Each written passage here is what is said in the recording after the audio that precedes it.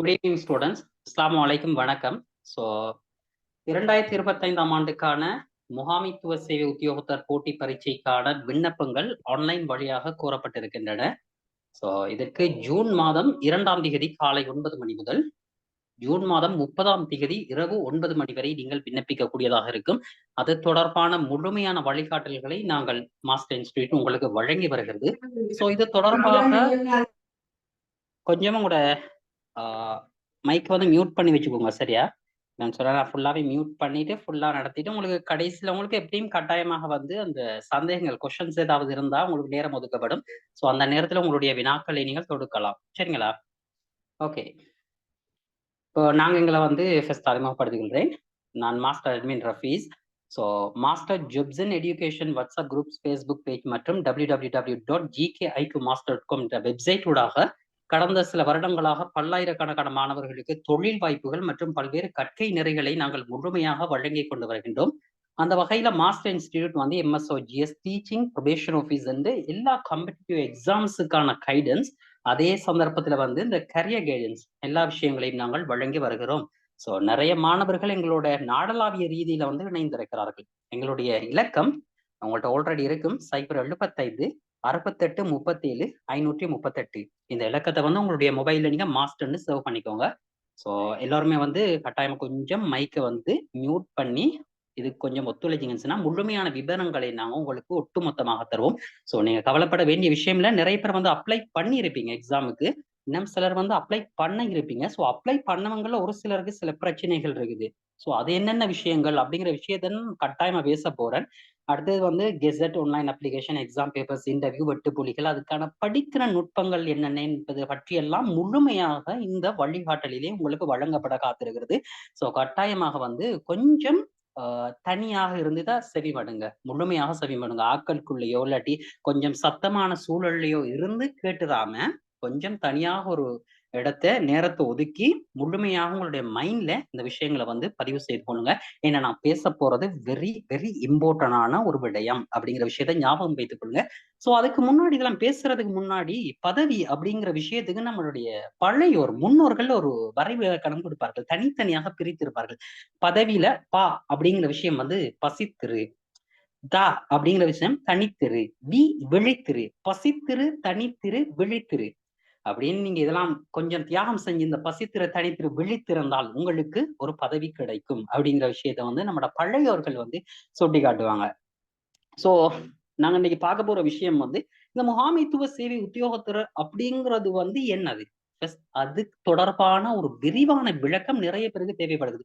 உங்கள்ட்ட எக்கச்சக்கமாக ஏராளமான கொஸ்டின்ஸ், சந்தேகங்கள், வினாக்கள் இருக்கலாம்.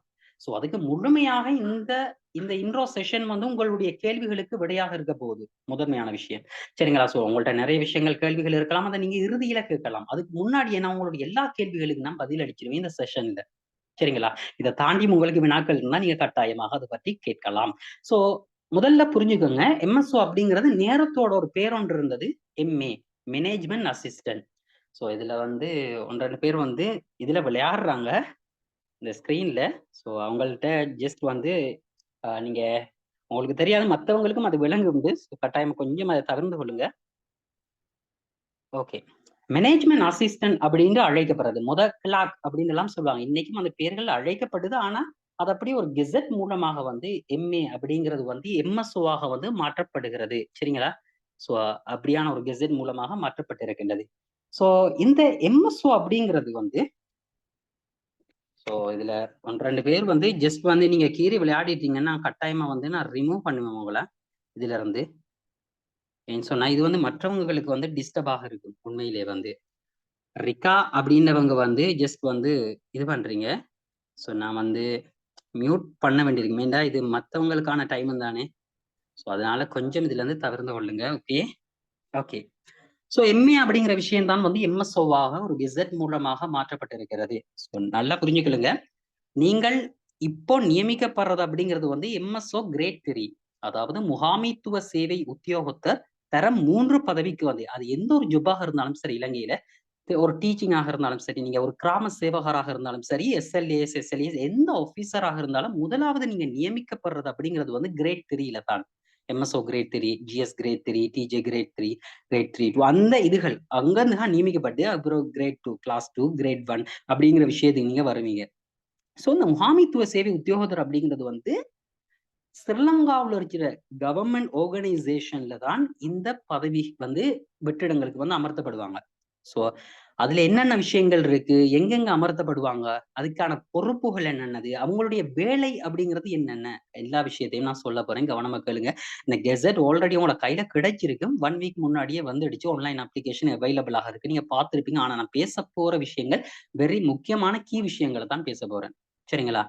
சோ ஜிசிஇ ஏலவலோட உயர் தரத்தினூடான ஒரு ஜிசிஇஏஎல் பரீட்சை உயர்தர பரீட்சையுடனான ஒரு நிரந்தர வேலைவாய்ப்பு அப்படிங்கிறது வந்து நாட்டுல வந்து ஒரு என்ன சொல்றது, ஒரு முக்கியமான ஒரு ஜப்ல வந்து எம்எஸ்ஓ அப்படிங்கிறது வந்து முன்னிலை பெறுகிறது. ஏன்னு சொன்னா இன்னைக்கு நிறைய பேர் பாருங்க, டிகிரி இருக்கிறவங்களே நிறைய இடத்துல வந்து என்ன செய்யறாங்க, போராட்டம் பண்றாங்க, ஆர்ப்பாட்டம் பண்றாங்க, பதவிகளுக்காக வந்து நிறைய விஷயத்துல வந்து மெனக்கறாங்க. ஆனா ஒரு உயர்தர பரீட்சையை அடிப்படையாக கொண்ட ஒரு தகைமை மூலமாக ஒரு ஜப் வழங்கப்படுது அப்படின்னு சொன்னா அதை யாராவது மிஸ் பண்ணணுமா? அதையாதுமா. சோ அந்த விஷயத்துல நீங்க கொஞ்சம் கவனமாக இருங்கன்னு சொன்னா, இது ஜிசிஏஎல் பரீட்சையினோடான ஒரு நிரந்தர அரசு வேலை வாய்ப்பு, நிரந்தரமானது. இப்ப நீங்க உதாரணமா ஒரு பிரைவேட் செக்டருக்குள்ள போறீங்க, இல்லாட்டி ஒரு ஃபாரின் போறீங்க, ஒரு ஜொப் ஒன்று எடுக்கிறீங்க. அந்த ஜொப்ல வந்து ஒரு ஜொப் கேரண்டியோ அல்லது ஒரு ஜொப் செக்யூரிட்டியோ இருக்குமா? இப்ப திடீர்னு நீங்க பிரைவேட்ல நீங்க செக்டர்ல ஒர்க் பண்ணாலும் அந்த பிரைவேட் செக்டர்ல ஒரு ஹை லெவல் சேலரியை நீங்க எடுக்கலாம். பட் சம்டைம்ஸ் திடீர்னு நீங்க அதுல இருந்து நீங்கும் போதோ அல்லது அதுல இருந்து நீக்கப்படும் போதோ அடுத்த கட்டம் உங்களுக்கு என்ன, ஒரு கொஸ்டின் மார்க் வருதா இல்லையா? சோ உங்களுக்கு நீங்க பிரைவேட் செக்டர்ல ஒர்க் பண்ணும்போதோட செமி கவர்மெண்ட்ல ஒர்க் பண்ணும்போதோ இடிஎஃப் இபிஎஃப் ஃபண்ட் ஒன்று கிடைக்கும். அதுக்கப்புறம் அதுதான் நீங்க முக்கியமான விஷயம். ஒரு அரசு நிரந்தரமான வேலை வாய்ப்புல உங்களுக்கு ஒவ்வொரு மாதமும் இதுல சேலரி கிடைச்சு கொண்டே இருக்கும். அதுக்கப்புறம் 60 வயதுல நீங்க ஓய்வு பெறுங்க. எத்தனை வயதுல நீங்க சேர்ந்தாலும் இந்த ஜொப்ல 60 வயதுல ஓய்வு பெற்ற பிறகு ஒவ்வொரு மாதமும் உங்களுக்கு என்ன கிடைக்க போகுது, ஓய்வூதியம் கிடைக்க போகுது. அரச பென்ஷன் ஸ்கீமுக்கு நீங்க உரித்துடையவானவர். சரிங்களா? இந்த விஷயங்களை ஃபர்ஸ்ட் விளங்கிக்கலுங்க. ஆகவே தொழில் பாதுகாப்பு அப்படிங்கிற விஷயம் இருக்குது. நிரந்தரமான அரசை வேலை வாய்ப்பு அப்படிங்கிறதுக்கு இது ஏ லெவல் அடிப்படையாக கொண்டது அப்படிங்கிற விஷயம் இருக்குது. சோ ஓய்வூதியத்துக்கு உரித்துடையமானவர்கள். இதை தாண்டி சமூகத்துல உங்களுக்கு ஒரு அங்கீகாரம் இருக்கும். இப்ப நீங்க இருக்கிற கட்டத்திலிருந்து இன்னும் ஒரு கட்டத்துக்கு நீங்க என்ன செய்றீங்க, பயணிக்க போறீங்க. உங்களுடைய வாழ்க்கை இன்னும் ஒரு கட்டத்துக்கு திரும்ப போகுது. ஆகவே அரச வேலை வாய்ப்பு கிடைச்சோடனே நீங்க ஒரு அரச ஊழியர், அரச உத்தியோகத்தர், உங்களுடைய சமூகத்துல நீங்க ஒரு கௌரவமாக பார்க்கப்படுகின்ற நபராக, மரியாதையாக பார்க்கப்படுகின்ற நபராக பார்க்கப்படுவீங்க. உங்களுடைய வாழ்க்கை முறை அப்படியே மாறுது. சமூக கௌரவமும் இதுல அடங்கி இருக்கிறது. இதை தாண்டி ஏனைய நலன் வசதிகளும் உங்களுக்கு வீட்டு கடந்திட்ட வசதிகளாக இருக்கலாம். அரசினால் செய்யப்படுகின்ற ஏனைய அரச ஊழியர்களுக்கு உரித்தான ஒட்டுமொத்த சலுகைகளும் உங்களுக்கு கிடைக்கக்கூடியதாக இருக்கும் அப்படிங்கிற விஷயத்த முழுமையாக ஞாபகம் வைத்துக்கோங்க. இதை தாண்டி இன்னமும் இதுல எக்கச்சக்கமாக ஏராளமான பெனிஃபிட்ஸ் இருக்குது. அதெல்லாம் நான் அடிப்படையா சொல்ல போறேன். ஏன்னு சொன்னா ஒரு விஷயத்துல நாங்க இலக்கு வைக்கிறோம்னு சொன்னா, ஒரு விஷயத்துல நாங்க குறிக்கோளை வைக்கிறோம்னு சொன்னா அதுல ஃபர்ஸ்ட் வந்து ஆசைப்படணும். முதல்ல வந்து அதுல பேராவல் கொள்ளணும். அப்படின்னா தான் அந்த ஆசைகள் எங்களை அந்த இலக்கை நோக்கி என்ன செய்யும், புஷ் பண்ணும், எங்களை நோக்கி அது தள்ளும். சோ நான் சொல்லக்கூடிய விஷயங்களை நீங்க ஆசைகளாக உங்களுடைய மனதுகள்ல உருவாக்கி கொள்ளணும். ஏன்னா ஜஸ்ட் ஒரு 2-3 மந்த்ஸ் எங்களுக்கு இருக்குது. சோ அதுக்கடையில எப்படி வந்து வழிகாட்டல் செய்யறது, எப்படி நாங்க பரீட்சைக்கு தயாராகிறது, இந்த முழுமையான விஷயங்கள் உங்களை நோக்கி வரும். சோ நீங்க கவலைப்பட வேண்டிய அவசியம் இல்லை. சோ இதுல எல்லோருக்குமே தெரிஞ்ச ஒரு விஷயம் வந்து முகாமைத்துவ சேவை உத்தியோகத்தராக நியமனம் பெறுகின்றவர் முதல்ல என்ன செய்வார், கிரேட் 3 அவர் நியமனம் பெறுவார். அதுக்கப்புறம் 10 வருடத்தின் பின்னர் அவர் கிரேட் 2க்கு வருவார், தரம் 2க்கு வருவார். அதுக்கப்புறம் இன்னும் 7 வருடங்களுக்கு பின்னர் அவர் என்ன செய்வாரு, தரம் 1க்கு வருவாரு. சோ இப்படி அந்த ஒரு ஒரு ஒரு வளர்ச்சி ஒன்று இருக்கும். சரிங்களா? இப்ப நீங்க என்ன செய்றீங்கன்னு சொன்னா ஒரு 10 வருஷம் எம்எஸ்ஓல அப்பாயின்மெண்ட் பண்ணப்பட்ட ஒருவராக இருந்து நீங்க 10 வருடங்களின் பின்னர் என்ன செய்வீங்க, எஸ்எல்ஏஎஸ் லிமிடெட் எக்ஸாம் எழுதக்கூடிய ஒரு மாபெரும் ஒரு வாய்ப்பு ஒன்று உங்களுக்கு அமைந்திருக்கிறது. சாதாரணமாக இந்த பரீட்சைகள் எல்லாம் 2 முறைகளிலே வந்து விண்ணப்பம் கோரப்படும். ஒன்று ஓப்பன் திறந்த பரீட்சை, அடுத்தது லிமிடெட் எக்ஸாம். இந்த ஓப்பன் அப்படிங்கிறது வந்து மிக கடுமையான ஒரு போட்டி. இலங்கையில அந்த குவாலிஃபிகேஷன் இருந்தா யார் வேண்டுமானாலும் எழுதலாம். எஸ்எல்ஏஎஸ் எடுத்து வச்சுக்கோங்க, 28 வயதுக்குள்ள ஒரு டிகிரி குவாலிஃபிகேஷன் இருக்கிற யார் வேண்டுமானாலும் எழுதலாம். ஆனா 28 வயதுக்கு பிறகு நீங்க எழுதலாமா? முடியாது. ஓப்பன் எழுத முடியாது. ஆகவே லிமிடெட் அப்படிங்கிற எக்ஸாமுக்கு தகுதி பெறணும்னு சொன்னா, நீங்க அந்த லிமிடெட்க்குரிய குவாலிஃபிகேஷன கொண்டு இருக்கணும். அதுக்கு என்ன குவாலிஃபிகேஷன்? எம்எஸ்ஓல அப்பாயின்ட்மென்ட் பண்ணப்பட்டிருக்கணும். அவங்க மட்டும் தான் அந்த SLS லிமிடெட் எக்ஸாம் எழுத முடியும். இப்போ ஓப்பன் எக்ஸாமுக்கு இப்போ உதாரணமா வந்து 70% வந்து ஒதுக்குவாங்க வெற்றிடங்களை. ஆனா 30% அப்படி என்ன செய்வாங்க, லிமிடெடுக்கு ஒதுக்கிடுவாங்க. ஓப்பனுக்கு வந்து 1,00,000க்கு மேற்பட்ட அப்ளிகேஷன் வரும். லிமிடெடுக்கு என்ன செய்வாங்க, MSO எல்லாருமே போட போறாங்க இதுல. அதுல விரும்புறவங்க போடுவாங்க. இப்ப உங்களுடைய டிஎஸ் ஆக இருக்கிறவரோ, வேலை வர அரசு திணைக்களங்கள்ல பெரிய உத்தியோகத்தர் SLS உத்தியோகத்தராக இருக்கிறவங்க நிறைய தோண்டி பாருங்க. அவங்க லிமிடெட் எக்ஸாம்ல தான் வந்திருப்பாங்க. MSO ஆல்ரெடி MSOல இருந்து லிமிடெட் மூலமாக அந்த தரத்துக்கு வந்திருப்பாங்க. அதிகமானவர்கள் அப்படித்தான் இன்னைக்கு இருக்கிறாங்க. ஆகவே நான் என்ன சொல்றேன்னு சொன்னா, MSO அப்படிங்கிறது ஒரு கீ. எதுக்கான கீன்னு சொன்னால் நல்லா தெரிஞ்சுக்கணும். இந்த வைர வைடூரியங்கள், தங்கம், வெள்ளி, பிளாட்டினம் இதெல்லாம் கொண்ட ஒரு போட்டி திறக்கக்கூடிய கதவினுடைய சாவிதான் MSO. நம்ம நிறைய பேர் இன்னமும் சிம்பிளா யோசிச்சுட்டு இருக்கோம். அது ஜஸ்ட் ஒரு ஜொப் உண்டு, அது ஒரு கிளாக் மை ஜொப் உண்டு, அப்படியெல்லாம் ஒரு நாளுமே கருதுறாதீங்க. இந்த ஜொப்பை அடைஞ்சிட்டீங்கன்னு சொன்னா நீங்க மிகப்பெரிய கோட்டை உங்களுக்காக காத்து கொண்டிருக்கிறது. இது அதுக்கு பிறகும் நாங்க கைட் பண்ணுவோம். ஜஸ்ட் வந்து MSO அப்பாயின்மெண்ட் வரைக்கும் நாங்க கைட் பண்றது கிடையாது. அதுக்கப்புறமும் அடுத்த அந்த SLASக்கு தயாராகிறது எப்படி மத்த விஷயங்கள்லாம், இது ஒரு விஷயம். SLAS ஒரு விஷயம். ஸோ SLS தாண்டி நீங்க இன்னும் எக்ஸாம் எழுதலாம். சிலங்க அக்கௌண்டன்ட் சர்வீஸ் எக்ஸாம் எழுதலாம், ஃபாரின் சர்வீஸ் எக்ஸாம் எழுதலாம், கிளியரிங் சர்வீஸ், அந்த எக்ஸிக்யூட்டிவ் லெவல்ல இருக்கிற எக்ஸாம்ஸ் எல்லாம் நீங்க எழுதக்கூடிய வாய்ப்புகள் அப்படிங்கிறது உங்களுக்கு காணப்படுது. சரிங்களா? இதை தாண்டி நீங்க MSO சூப்ரா அப்படிங்கிற ஒரு எக்ஸாம் கேள்விப்பட்டீங்களா? சோ இது என்ன எக்ஸாம்னு சொன்னா வந்து இந்த MSO அப்பாயின்மெண்ட் பண்ணப்பட்டவங்களுக்கு இடையில நடாத்தப்படுகின்ற பரீட்சை. இந்த பரீட்சையிலுங்கிறவங்க அதுல பாஸ் ஆகுறவங்க யாராக எதாக நியமிக்கப்படுவாங்கன்னா AO நியமிக்கப்படுவாங்க. அட்மினிஸ்ட்ரேட்டிவ் ஆபீசர், நிர்வாக உத்தியோகத்தர். இந்த நிர்வாக உத்தியோகத்தர் அப்படிங்கிறது உங்களுடைய ஒரு ஹாஸ்பிட்டலாக இருக்கலாம். அங்க ஒரு நிர்வாக உத்தியோகத்தர் இருப்பாரு. பிரதேச சபையாக இருக்கலாம், நகர சபையாக இருக்கலாம், உள்ளூராட்சி மன்றங்களாக இருக்கலாம், அரசு திணைக்களங்களாக இருக்கலாம், அமைச்சுக்களாக இருக்கலாம். அரசாங்கத்திலேயே ஒவ்வொரு ஆர்கனைசேஷன்லயும் ஒரு நிர்வாக உத்தியோகத்தர் இருப்பாரு. நிர்வாக உத்தியோகத்தர், அட்மினிஸ்ட்ரேட்டிவ் ஆபீசர், AO சொல்லுவாங்க. அவர் தான் அந்த ஆர்கனைசேஷனோட நிர்வாகம் சம்பந்தமான விடயங்களுக்கு பொறுப்பாக இருப்பாரு. ஆகவே இந்த பதவிக்கு நியமிக்கப்படுறவங்க, MSOல இருந்து நியமிக்கப்படுறவங்க மட்டும்தான் இந்த பரீட்சை எழுதி நிர்வாக உத்தியோகத்தராக நியமிக்கப்படுறதுக்கான சான்ஸ் இருக்குது. இப்ப இதுல கெசட்ல போட்டிருக்கான ஒரு சேலரி ஸ்கீம், இது அப்படியோ என்ன செய்யணும், அப்படியோ சேஞ்ச் ஆகும். இதை விட இன்னும் அதிகமாகும் நீங்க நிர்வாக உத்தியோகத்தராக வருகின்ற பொழுது. SLAS ஆக வரும்போது அது அதனுடைய சேலரி ஸ்கீமுக்கும் மாறும். புரியுதுங்களா? உங்களுடைய வாழ்க்கை தரமும் கூடிக்கொண்டு போகும், உங்களுடைய பதவியும் கூடிக்கொண்டு போகும், உங்களுடைய தரமும் கூடிக்கொண்டு போகும்.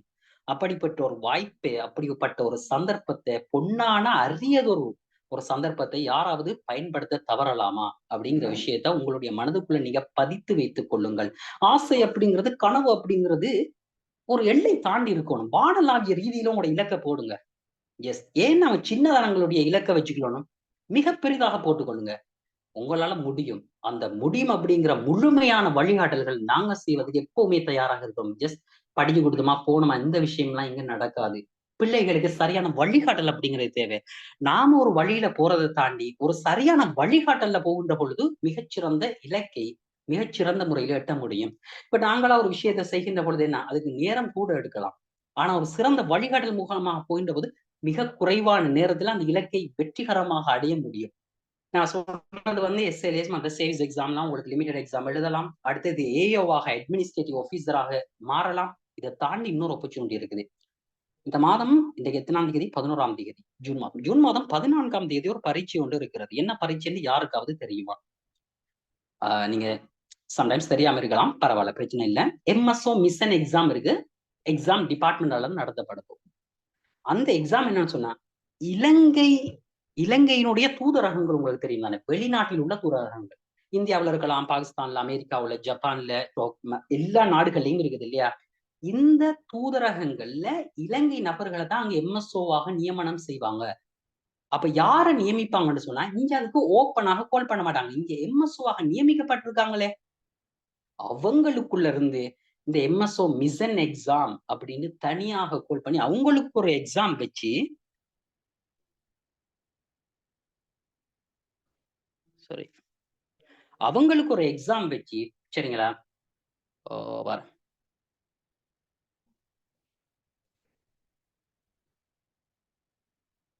அவங்களுக்கு நான் பேசுறது கேக்குதா? யாராவது கொஞ்சம் கன்ஃபார்ம் பண்ணிக்கோங்க. Okay, thank you. சோ அவங்களுக்கு இடையில அந்த MSO அப்பாயின்மெண்ட் கிடைச்சவங்களுக்கு இடையில ஒரு எக்ஸாம் வச்சு அவங்கள தான் நியமனம் செய்வாங்க. புரியுதுங்களா? பொதுவா ஜெனரலாக எடுக்க மாட்டாங்க. அப்படி அவங்க எம்எஸ்ஓவாக வெளிநாட்டு தூதரகங்கள்ல இலங்கையினுடைய வெளிநாட்டு தூதரகங்கள்ல நியமிக்கப்படுகின்ற போது, அவங்களோட சேலரி ஸ்கீம் இத தாண்டி பயங்கரமாக இன்கிரீஸ் ஆயிருக்கு. அவங்களுக்கு என்னென்ன ஆப்பர்ச்சுனிட்டீஸ்லாம் இருக்குன்னு சொல்றேன். இப்ப நீங்க எம்எஸ்ஓவாக நியமிக்கப்படுறீங்க. எம்எஸ்ஓ மிஷன் எக்ஸாம் எழுதி, நீங்க என்ன செய்றீங்கன்னு சொன்னா, மிஷன் எக்ஸாம் எழுதி, அங்க போய் இது ஒரு எம்எஸ்ஓவாக மாறுறீங்கன்னு சொன்னா, உங்களுடைய சேலரி ஸ்கீம் வந்து வேற லெவல். அடுத்தது வந்து உங்களுக்கான வாகனம், உங்களுக்கான கல்வி, உங்களுடைய பிள்ளைகளுக்கான படிப்பு, உங்களுடைய குடும்ப வசதிகள், சலுகைகள் எக்கச்சக்கமாக ஏராளமாக இருக்கிறது. சோ அதனால தான் சொல்றேன், மிகப்பெரிய அந்த வைர வைடூரியங்கள்லாம் திறக்கக்கூடிய கோட்டையினுடைய சாவிதான் இந்த எம்எஸ்ஓ எக்ஸாம். சோ இத கட்டாயமா வந்து இதுல ஆசை வைங்க. முதல்ல இலக்கு வைங்க. உங்களுடைய இலக்குகளை வானளாவிய ரீதியில நோக்கி கொண்டு செல்லுங்க. இந்த விஷயம்லாம் வந்து தமிழ்ல மிக அரிதாக இதுல வழிகாட்டுறதுங்கிறது ரொம்ப கம்மி. தமிழ்ல குறைவு. ஆனா சிங்கள மட்டத்துல நிறையவே நடக்குது. தமிழ்ல சொற்பம். ஏன்னு சொன்னா, இப்போ தமிழ்ல ஆன்லைன் அப்ளிகேஷன்ல கூட நீங்க பார்த்திருப்பீங்க. அந்த ஆன்லைன் அப்ளிகேஷன்ல இன்ஸ்ட்ரக்ஷன்ஸ் வந்து என்னமே இல்ல. சிங்களத்துல மட்டும் தான் வந்து இருந்தது. தமிழ்ல வரவே இல்ல. அது ரொம்ப பிழையான ஒரு விஷயம். இதுக்கு எதிராக நாங்க ஆக்ஷன் எடுக்கலாம். இது உண்மையில பிழையான விஷயம். சரிங்களா? சோ தமிழ்ல ரொம்ப ரொம்ப கம்மி வழிகாட்டல்கள் அப்படிங்கிறது. சோ நாங்க சரியான முறையில உங்கள வழிகாட்டுவோம். சோ நீங்க எந்தவித கவலையும் பட தேவையில்ல. சோ எந்த நேரத்திலயும் நாங்க அதான் வழமையாக சொல்றது. நீங்க 24/7 எங்களுக்கு எப்ப வேண்டுமானாலும் அழைக்கலாம். WhatsApp பண்ணுங்க, கால் பண்ணுங்க. முழுமையாக உங்களுடைய காலுக்கு கட்டாயமாக நாங்க ஆன்ஸர் பண்ணுவோம். WhatsAppக்கு கட்டாயமாக உங்களுக்கு மெசேஜ் பண்ணுவோம். அத பத்தி நீங்க எந்த கவலையும் பட தேவையில்ல. சோ இந்த வருஷம் வந்து 2 தடவ வந்து எக்ஸாம் நடக்குது. சோ மே 18ஆம் தேதி நடந்தது. அதுக்கு முன்னாடியும் நாங்க ஃபுல்லாவே கைட் பண்ணியிருந்தோம் பிள்ளைகள, மாணவர்கள. சோ இந்த முறையும் எக்ஸாம் நடக்க போகுது செப்டம்பர் மாதம். இந்த கெசெட் இதன்படி நான் கெசெட்ல சில முக்கியமான விஷயங்கள தான் பேச போறேன். ஏன்னா ஆல்ரெடி கெசெட் வந்துடுச்சு. ஆனா அதுக்கு அப்பாற்பட்டு நிறைய வழிகாட்டல்கள தான் நான் இப்ப பேச போறேன். சோ கவனமாக இருந்து கேட்டுக்கொள்ளுங்க. சோ மே 18ஆம் தேதி நடந்தது ஒரு பரீட்சை. இப்ப செப்டம்பர் மாதம் நடக்க போகுது பரீட்சை. ஏன் நடக்க போகுதுன்னு சொன்னா, அரச நிர்வாகத்த கொண்டு செல்றதுக்கு யார் தேவை? அப்படின்னு சொன்னா, எக்ஸிக்யூட்டிவ் லெவல்ல இருக்கிறவங்களுக்கு சும்மா கொண்டு போக முடியாது.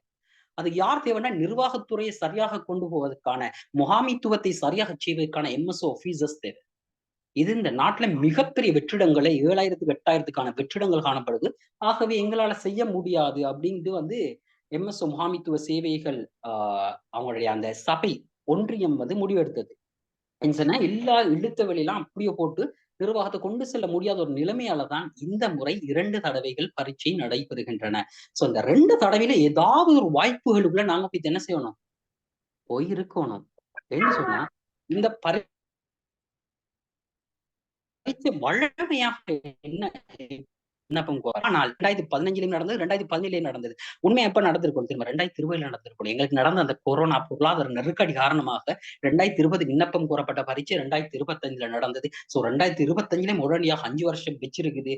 இன்னும் வேகன்சிஸ் இருக்கு. அதையும் நிரப்பணும் போட்டு இந்த வருஷம் வந்து பரீட்சைக்குரிய வருடமாக இந்த வருடமும் அடுத்த வருடமும் மொத்தமாக மாறப்போகிறது. நீங்க எந்த கேள்வினாலும் கடைசியில உங்களுக்கு அந்த கொஸ்டினுக்கான நேரம் வழங்கப்படும். அதை சந்தர்ப்பத்துல கடைசி நேரத்துல நீங்க வந்து இன்பாக்ஸ்க்குள்ள வந்து போட்டாலும் நாங்க உங்களுக்கு முழுமையாக வந்து இப்ப இன்பாக்ஸ்ல நீ போறீங்க பிரச்சனை இல்ல. நான் கடைசியில அதுக்கு ஆன்சர் பண்ணுவேன். கவலைப்பட தேவையில்ல. சோ முழுமையாக இந்த வருடமும் அடுத்த வருடமும் முழுமையாக உங்களுக்கு என்ன செய்வோம்னா பரீட்சைக்குரிய வருடமாக வெற்றிடங்களை நிரப்பக்கூடிய வருடமாக இந்த முகாமைத்துவ சேவை உத்தியோகத்தர் மட்டுமல்ல ஜிஎஸ் வேகன்சிஸ் அதோட சேவிஸ் எக்ஸாம் எல்லாமே கால் பண்ண போறாங்க. சோ உங்களுடைய முழுமையான முயற்சி எதுல இருக்கணும்னு சொன்னா படிக்கிறது, கற்கிறது இந்த விஷயத்துல போட்டி பரீட்சைக்கு தயார்படுத்துறது இந்த விஷயத்துலதான் முழுமையாக இருக்க வேண்டும். சோ இந்த எம்எஸ்ஓவாக நியமிக்கப்படுற நீங்க எதுல நியமிக்கப்படுவீங்க? எங்க நியமிக்கப்படுவீங்க? அப்படிங்கிற ஒரு கொஸ்டின் உங்களுக்கு இருக்கலாம் இல்லையா? சோ எம்எஸ்ஓல வந்து 2 முறையில ஹோல்ட் பண்ணுவாங்க. ஒன்று வந்து ஓப்பன் எக்ஸாம் நான் சொன்ன மாதிரி ஆல்ரெடி வந்து 70% வந்து குடுக்குறது. இப்ப அதத்தான் ஹோல்ட் பண்ணிக்கிட்டு இருக்காங்க. லிமிட்டட் எக்ஸாம்னு ஒண்ணு கால் பண்ணுவாங்க. இல்லையா? அபிஷ்னா நீங்க கொஞ்சம் ஸ்கிரீன்ல இருந்து கொஞ்சம் ரிலீஸ் ஆகுங்க. Okay, thank you. Limited exam 30% அது யாருக்கு கொடுப்பாங்கன்னு சொன்னா எம்எஸ்ஓ ஆக வர யோசிப்பாங்க. கவர்மெண்ட்ல இந்த மைனர் ஸ்டாஃப்ஸ் இருப்பாங்க. நீங்க கேள்விப்பட்டிருப்பீங்களே, இந்த ஆபீஸ் கைடாக இருப்பாங்க, அலுவலக உதவியாளராக, கேகேஎஸ் ஆக, ஆபீஸ் அசிஸ்டன்ட் ஆக இருப்பாங்க. அவங்களும் வந்து அதுக்கு மேல ஒரு பதவி வரணும். நாங்களும் அந்த ஆபீஸ் அசிஸ்டன்ட் ஆக இருந்து ஒரு எம்எஸ்ஓ வரணும்னு அவங்களுக்கு அந்த 30% ஒதுக்கப்படும். இப்ப எம்எஸ்ஓவா வர நீங்களுக்கு உங்களுக்கு எஸ்எல்ஏஸ் ஒரு 30%, மத்த சர்வீஸ் எக்ஸாம்ல உங்களுக்கு 30% ஒதுக்குறாங்களே. அப்படி அந்த கவர்மெண்ட் ஒரு வளர்ச்சி ஒன்று இருந்திருக்கும். தொடர்ச்சியான ஒரு வளர்ச்சி ஒன்று இருக்கு. சோ அதை நோக்கி நாங்க பயணிக்கணும். சோ எம்எஸ்ஓ மட்டும் எங்களுடைய இலக்கு அல்ல, உங்களுடைய இலக்கும் அல்ல. நம்மளோட இலக்கு என்ன? இதனூடாக மிகப்பெரிய இலக்குகளை அடையிறதுதான் எங்களோட இலக்கு. அட்மினிஸ்ட்ரேஷன்லயும் சரிதான், சிலங்கட மேனேஜ்மெண்ட்லயும் சரிதான், சிலங்கட எக்ஸிக்யூட்டிவ் லெவல்லயும் சரிதான். எல்லா இடத்துலயும் நம்ம இருக்கணும். புரியுதுங்களா? நமக்கான உரிமைகள், நமக்கான தேவைகள் நிறைய இருக்கு. நம்மளோட மக்களுக்கு எவ்வளவு செய்ய வேண்டியிருக்குது. இது சுயநலமான ஒரு விஷயம் இல்ல. இது பொதுநலமான ஒரு விஷயம். பொதுநலமான விடயமாகத்தான் இதை நாங்க பார்க்க வேண்டும் அப்படிங்கிற விஷயத்தை எப்பவும் பொதுநலமாக சிந்தித்து கொண்டிருங்கள். உங்களுடைய வாழ்க்கை மிகச்சிறந்த முறையிலே உங்களுடைய வாழ்க்கை உங்களை வழிநடாத்தும் அப்படிங்கிற விஷயத்த. ஸோ எம்எஸ்ஓ லொஜானி கொஞ்சம் ரிலீஸ் ஆகுங்க. ஓகே, நான் என்ற யாரையும் வந்து அந்த ரிமூவ் பண்ணல. ஸோ கொஞ்சம் நீங்க விளங்காம தான் செய்வீங்க. ஸோ கொஞ்சம் கவனம் அந்த ஸ்கிரீன்ல வந்து இது பண்றதை கொஞ்சம் தவிர்த்து கொள்ளுங்க.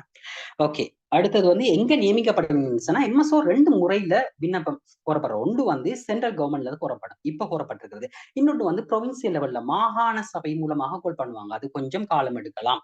அவங்களோட அந்த வேகன்சிஸ் வந்தோடனே மாகாண ரீதியாகவும் கோல் பண்ணுவாங்க. இப்ப சென்ட்ரல்ல இப்ப கோல் பண்ணப்பட்டிருக்கிறது எங்க நியமிப்பாங்கன்னா அந்த சென்ட்ரல் கவர்மெண்ட்ல இருக்கிற மினிஸ்ட்ரிஸ், டிபார்ட்மெண்ட்ஸ், அது கீழே இருக்கிற நிறுவனங்கள், கவர்மெண்ட் ஆர்கனைசேஷன் இதுல தான் நியமிப்பாங்க. இதுல மிக முக்கியமானது எப்படின்னு சொன்னா கச்சேரி, உங்களுடைய மாவட்ட கச்சேரி இருக்குதே அங்க உங்களை நியமனம் செய்வாங்க.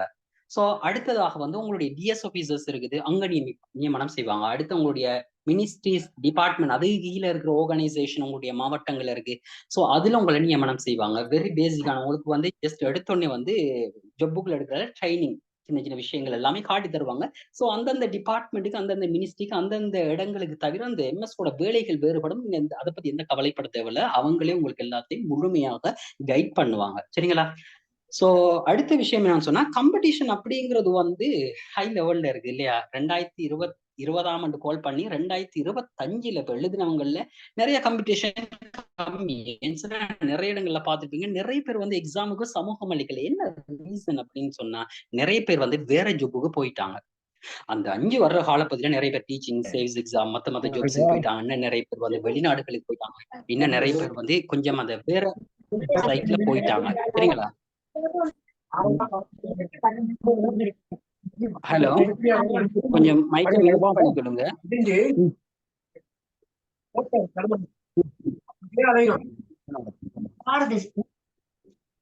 நான் ஒண்ணு சொல்றேன், நீங்க 10 பேர் போறீங்க, 8ஆவே போயிடும்.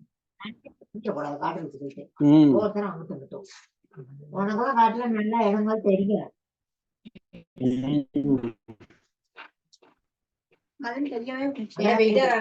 நீ என்ன பண்ணும்? ஏன்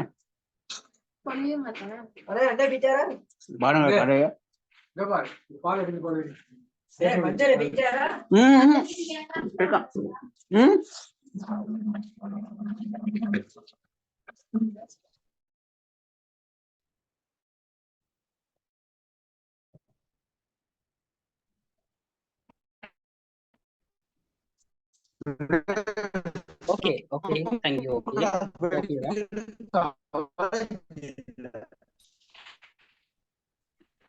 ஓகே, இந்த 5 வருஷத்துல வந்து நிறைய பேர் என்ன செஞ்சுன்னா வந்து நிறைய இடங்களுக்கு போனதால வந்து அப்படி இந்த எக்ஸாமுக்கு ஆட்கள் ரொம்ப கம்மியாக இருந்தது. சோ நான் பேசுறது தெளிவா கேக்குதா?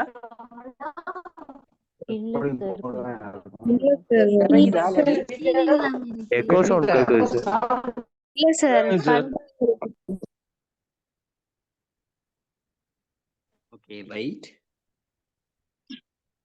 கொஞ்சம் முடங்க சார். இப்ப கேக்குதா? இப்போ ஓகேவா? Okay thank you. அந்த மியூட் பண்ணிட்டு பேசுங்க. ஏன்னா மத்தவங்களுக்கு பேசுறது சம்டைம்ஸ் வந்து உங்களுக்கு இதாக இருக்கலாம், டிஸ்டர்பன்ஸாக இருக்கலாம். ஸோ கட்டாயமாக கொஞ்சம் மைக்கை மியூட் பண்ணி பேசுங்க. ஸோ அந்த 5 வருஷத்துல வந்து நிறைய பேர் வந்து வேற வேலை, வெளிநாடுகள், வேற இதுகள் இந்த போனதால ஸோ ரொம்ப கம்மியாக இருந்தது. ஆனால் இந்த முறை நடக்க போற எக்ஸாம், செப்டம்பர் எக்ஸாம் நடக்க போகுது. ஸோ இந்த கடந்த 2020க்கு பிறகு இந்த 5 வருஷத்துல 5 பெட்ச் ரிலீஸ் ஆகிருக்கு மே லெவல்ல. அப்ப நிறைய பேர் வந்து ஏ லெவல் ரிசல்ட்ஸோட வெயிட் பண்ணிட்டு இருப்பாங்க. ஸோ அவங்க எல்லாம் எக்ஸாம் ஏ லெவல் ரிசல்ட்ஸோட இருப்பாங்க. அவங்க எல்லாம் இந்த எக்ஸாமுக்கு அப்ளை பண்ணுவாங்க. இதை தாண்டி இன்னும் நிறைய டிகிரி ஹோல்டர்ஸ் வந்து இருக்கிறாங்க. அவங்க என்ன செய்யறாங்க சார், அவங்களும் வந்து ஜப்புக்கு வெயிட் பண்ணிட்டு இருக்காங்க. அவங்களும் இந்த ஜப்புக்கு வந்து அப்ளை பண்ணக்கூடியதாக இருக்கும். ஆகவே காம்படிஷன் அப்படிங்கிறது வந்து ஒரு பெரிய போர், ஒரு சமர் யுத்தமாக இருக்கும். சோ உங்களை நீங்க தயார்படுத்திக் கொள்ள வேண்டிய, மிகச்சிறந்த முறையில தயார்படுத்திக் கொள்ள வேண்டிய தேவை அப்படிங்கிற விஷயம் இருக்குது. அப்படிங்கறத ரொம்பவே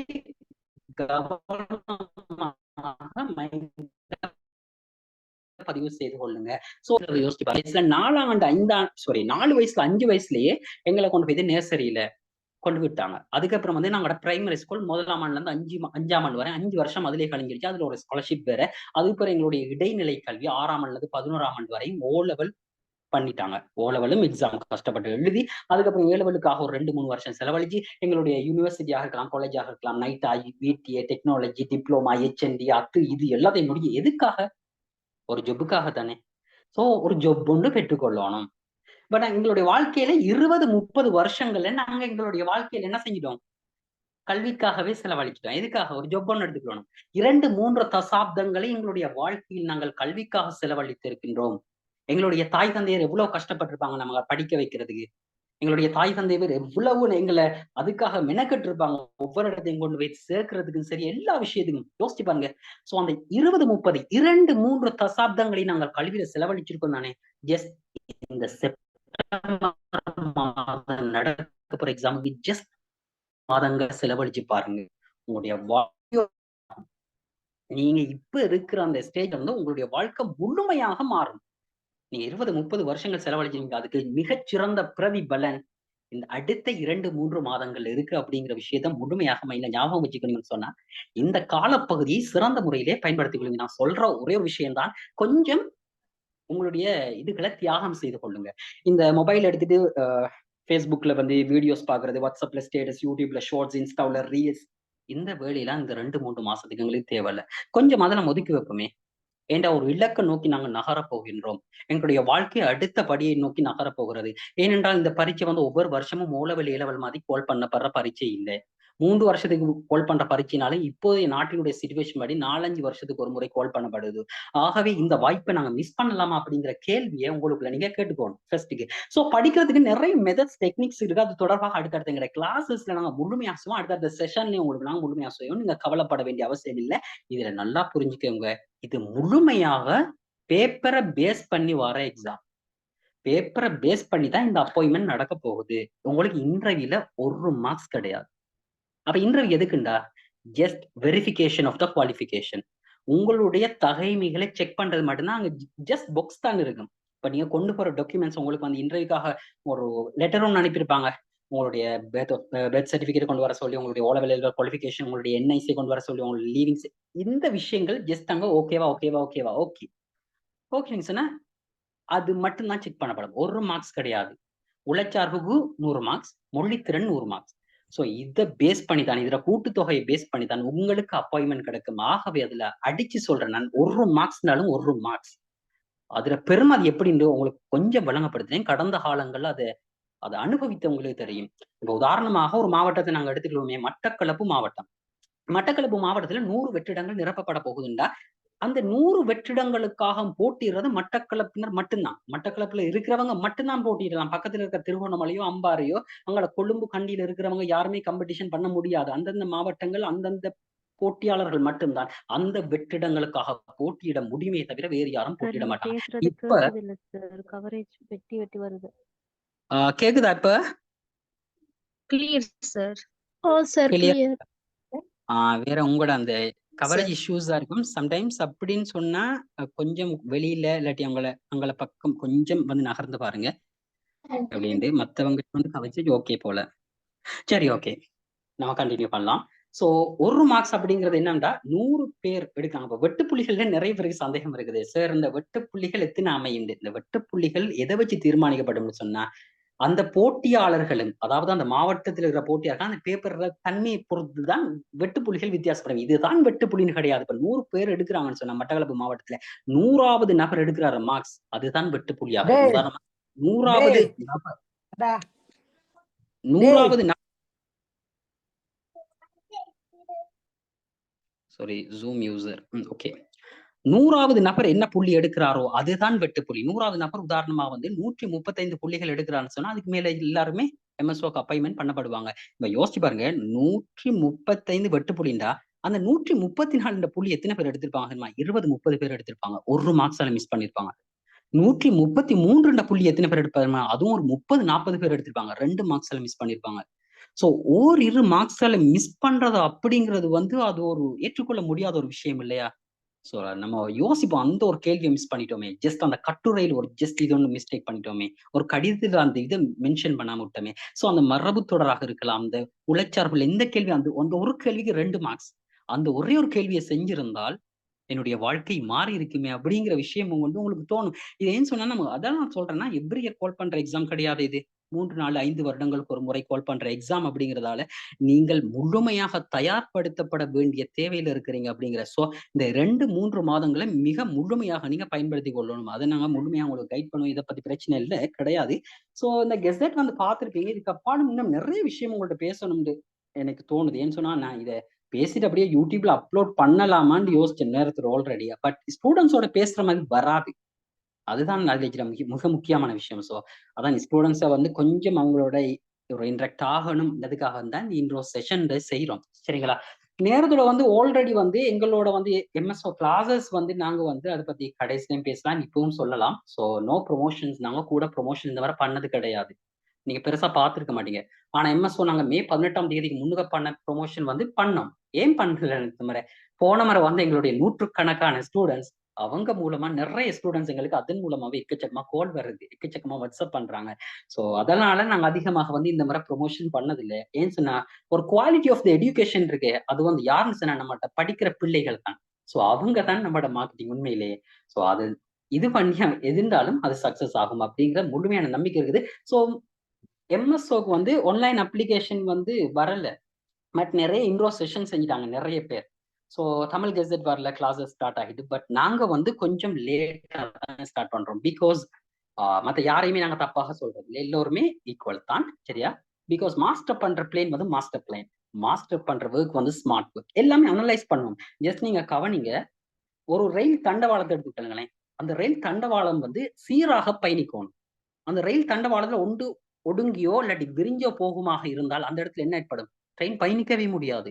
எம்எஸ்ஓ அப்படிங்கிறதும் அந்த ட்ரெயின் மாதிரி தான். இப்ப ட்ரெயின் வந்து எடுத்த உடனே வந்து 100 கிலோமீட்டர் per hourல போனிச்சுன்னா என்ன செய்யும்? தண்டவாளம் கவர்ந்துடும். அதுல இருந்து தண்டவாளத்துல இருந்து பிறண்டிடும். நாங்க ஃபர்ஸ்ட்டுக்கு என்ன செய்வோம்டா, ஏறு முகத்துல 6 முடுகள்ல போகணும். மெதுவாக 1 kilometre per hour, 5 kilometre, 10 kilometre, 40, 50, கடைசி டைம்ல 100 கிலோமீட்டர் ஹவர்ல அடிச்சு தூக்கணும். எம்எஸ்ஓ அப்படிங்கிறது வந்து ஒரு மெரதன் ரேஸ் மாதிரி.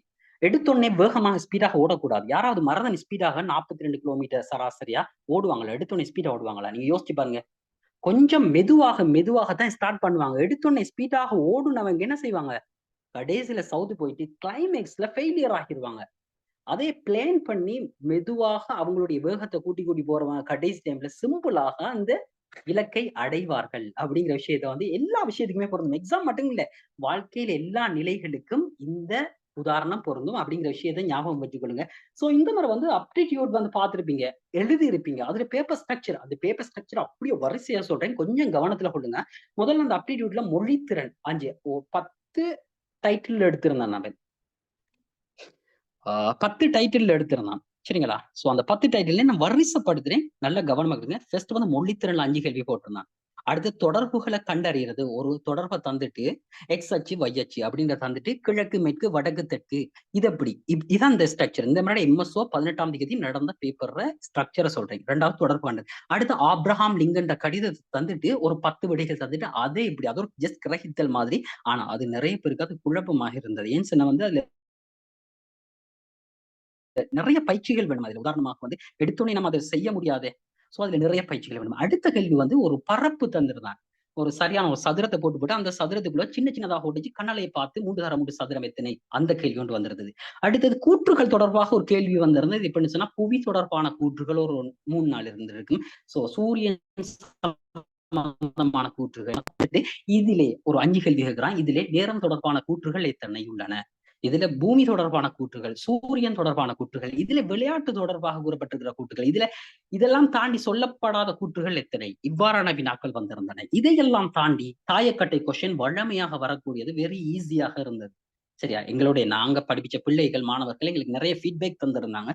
அதன் அடிப்படையில முழுமையாக நாங்க சொல்றேன் இதை. அடுத்த கலண்டர் கொஸ்டின்ஸ் ஒன்று வந்திருந்தது. அடுத்ததாக குறுக்கெழுத்து ஒன்று வந்திருந்தது. ஆங்கில எழுத்துக்களை எல்லாம், சொற்களை எல்லாம் நிரப்புவது தொடர்பாக. அடுத்தது தரவுகளை வகை குறிக்கிற விடயங்கள் உட்பட வந்திருந்தது. மொழித்திறனை பாத்தீங்கன்னா அதுல ஸ்ட்ரக்சர் வந்து உங்களுக்கு தெரிஞ்சிருக்கும். ஃபர்ஸ்ட் 30 கொஸ்டின் வந்திருந்தது. இலக்கண ரீதியாக, மொழியியல் ரீதியாக ஒவ்வொரு கேள்விக்கும் ஒவ்வொரு புள்ளிகளை வழங்குவது. அடுத்தது பந்தியினுடைய ஒரு பந்தியை தந்துட்டு அதுல மிக முக்கியமான கரை அது 4 விடையை தந்துட்டு அதுல மிக முக்கியமான கரை அது ஒவ்வொன்றுக்கும் 2 புள்ளிகள் வழங்கப்பட்டிருந்தது. 3 கேள்விகள். அடுத்தது கூட்டு வாக்கியம் தொடர்பாக வந்திருந்தது. ஏன்னா முதல்ல ஃபர்ஸ்ட் பிள்ளைகள் மாணவர்களே ஸ்ட்ரக்சரை விளங்கிக்கணும். பேப்பர்ல எடுத்ததெல்லாம் நாங்க படிச்சுட்டு இருக்க கூடாது. புரியுதுங்களா? அதைத்தான் சொல்றது ஸ்மார்ட் ஒர்க். ஹார்ட் ஒர்க்குக்கும் ஸ்மார்ட் ஒர்க்குக்கும் டிஃபரன்ஸ் இருக்கு. ரெண்டுக்குமா அந்த டிஃபரன்ஸை நான் ஆல்ரெடி நிறைய இதை பத்தி பேசிட்டு இருக்கோம். இன்னமும் பேசுவோம் இது தொடர்பாக. நீங்க சோ அடுத்த செஷன்ல கட்டாயம் பார்ட்டிசிபேட் பண்ணுங்க. ஏன்னு சொன்னது பிள்ளைகள் கட்டாயமாக அறிய வேண்டிய ஒரு விஷயம். நம்ம ஹார்ட் ஒர்க் பண்றதை விட ஸ்மார்ட் ஒர்க் பண்றதுன்றதுதான் நம்மள என்ன செய்யும், அடுத்த இலக்குக்கு நோக்கி நகர்த்தும். ஹார்ட் ஒர்க் பண்ண நிறைய பேர் ஃபெயிலியர். ஸ்மார்ட் ஒர்க் பண்ணுங்க. அதைத்தான் அடிக்கடி சொல்ற ஒரு விஷயம். சோ அடுத்து வந்து கிரகித்தல் 2 விதமான கிரகித்தல் வந்திருந்தது. ஒரு கிரகித்தல் தந்துட்டு கொஞ்சம் சேவிஸ் எக்ஸாம்ல மாடல்ல எடுத்திருந்தாங்க. அந்த ஹரப்பா எழுத்துக்கள் சம்பந்தமாக அதுல அந்த ஆம், இல்லை, நிச்சயமற்றது அப்படிங்கிற 3 விட வந்து அது ஜஸ்ட் ஒரு குழப்பகரமான. சோ அதுல எல்லாம் அதிகமான பயிற்சி தேவை. அடுத்த கிரகித்தல் ஒன்று வந்திருந்தது. சோ இடைவெளி நிரப்புறது. அந்த விடைகள் நான் தந்துட்டு அந்த விடைகள்ல இடைவெளி நிரப்புறது. அடுத்தது கடிதம். இந்த கடிதமும் சரி, அந்த கடிதமும் நல்லா தெரிஞ்சுக்கணும். கடிதமும் கட்டுரையும் வராது. எம்எஸ்ஓவும் கிடையாது, ஜிஎஸ் எக்ஸாமும் கிடையாது. கடிதம் கட்டுரை ரொம்ப முக்கியமானது. கடிதம் 15 புள்ளிகளுக்கு வந்திருந்தது. கட்டுரை 20 புள்ளிகளுக்கு வந்திருந்தது. சோ அந்த கடிதம் கட்டுரை எல்லாம் கொஞ்சம் டிஃப்ரெண்டா வித்தியாசமா நாங்க ஒரு அழகான ஒரு அந்த பேப்பர் திருத்துறவரை திருத்தி பட செய்யணும். சோ அதுக்கேற்ற மாதிரி தான் கடிதங்களை நாங்க வரையணும். ஏன்னு சொன்னா கடிதத்துக்கும் கட்டுரைக்கும் ஒரு ஸ்ட்ரக்சர் புள்ளி திட்டம் இருக்கலாம். இதையெல்லாம் தாண்டி கொஞ்சம் கவர்ச்சிகரமானதாக நம்மளுடைய கடிதங்களையும் கட்டுரைகளையும் அந்த பேப்பர் திருத்துற சாட்டிஸ்பேக்ஷன் திருப்தி அடைய செய்தால் எங்களுடைய புள்ளிகள் இன்னும் உயரக்கூடும். அது தொடர்பாகவெல்லாம் எல்லாம் நாங்க ஃபுல்லாகவே பேசுவோம். சோ எங்களுடைய மாஸ்டர் எக்ஸ்பர்ட்ஸ் உங்களுக்கு தெரியும் ஆல்ரெடி வந்து எங்களுடைய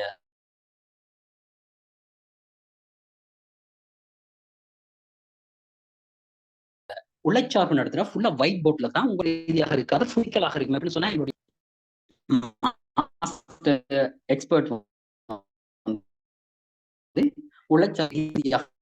கல்லூரி நூல் சார் கொஞ்சம் கிளியர் இல்லாமைக்கு. சார் கிளியர் இல்ல. தமிழ் மொழி மூலமாக முதலாம் இடத்துல தான் செய்வாங்க. கொஞ்சம் கிளியர் இல்ல சார். கேக்குதா இப்ப? இல்ல சார். ஓகே, மத்தவங்களுக்கு கிளியரா? ஓகே, இல்ல இப்ப சார் கிளியரா? கிளியர் இல்ல. இல்ல சார் கிளியர் இல்ல. கிளியர் இல்ல சார். இப்ப கேக்குதா? இப்ப ஓகேவா? கிளியர் இல்ல சார். ஓகே, கிளியர் இல்ல சார்.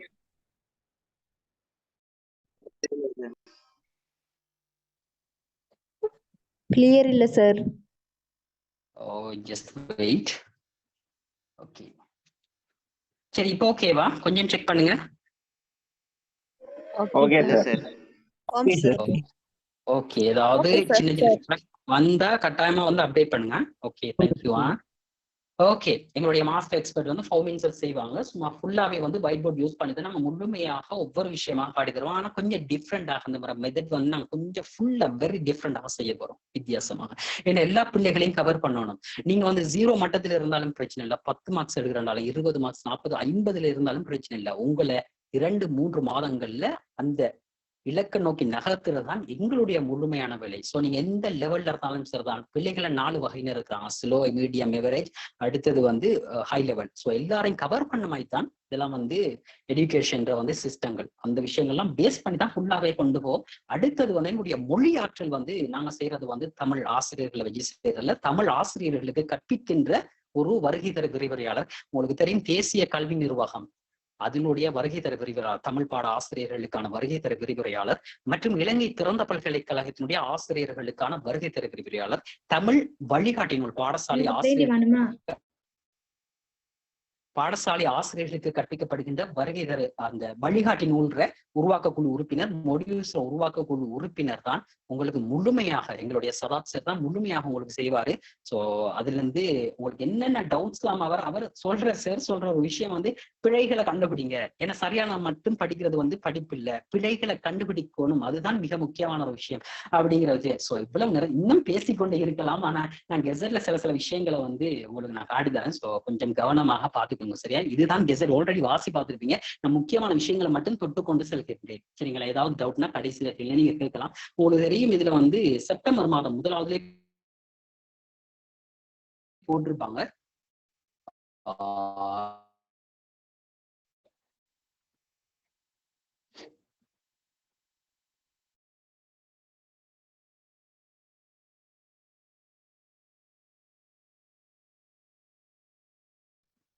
ஓகே, முதலாவது பந்தியிலும் இது செப்டம்பர் மாதம் பரீட்சை நடத்தப்பட போகிறது. ஜூன் மாதம் 30ஆம் தேதி அதுக்குரிய க்ளோசிங் அந்த விஷயங்கள் எல்லாம் போட்டிருக்கிறாங்க, அது பார்க்கலாம் நீங்க.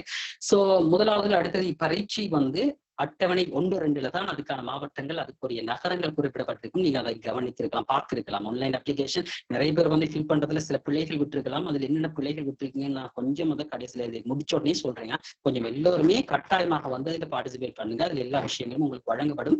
அடுத்ததாக வந்து 2வதுல வந்து பரீட்சை ஆணையாளர் நாயகத்தினால் நான் கட்டாயம் அந்த இன்னைக்கு மெசேஜ் குவாலிஃபிகேஷனை வழங்கப்படுத்துங்க. ஸோ அது இதுல ஓர்டர்ல வரும். ஸோ கவனமாக அந்த விஷயங்களை கட்டாயம் கேட்டுக்கொள்ளுங்க. ஸோ ஆன்லைன் அப்ளிகேஷன் பண்ணவங்க இருப்பீங்க, பண்ண போறவங்களும் இருப்பீங்க, கட்டாயம் இருந்து கேட்டுட்டு போங்க. ஸோ என்ன சொன்னா இல்ல சில முக்கியமான விஷயங்கள் இருக்கு. ஒரு 2 பேர் கால் பண்ணாங்க, அது பேஸ் பண்ணி தான் நான் செய்ய போறேன், அந்த விஷயத்த சொல்ல போறேன். ஸோ அடுத்தது இது 2வது வந்து இந்த விஷயங்கள் பிறப்பிருக்கிற திறமை அடிப்படையில தான், இந்த மாவட்ட சனத்தொகை விகிதாசார அடிப்படையில தான் இந்த முகாமைத்துவ சேவை உத்தியோகத்தர் நியமனம் உங்களுக்கு வந்து கிடைக்கும் அப்படிங்கிற விஷயம் வந்து மென்ஷன் பண்ணிருக்கிறாங்க. சோ 3வது விஷயங்கள்லாம் இந்த நியமன அதிகாரியினால வந்து நியமிக்கப்படுறது.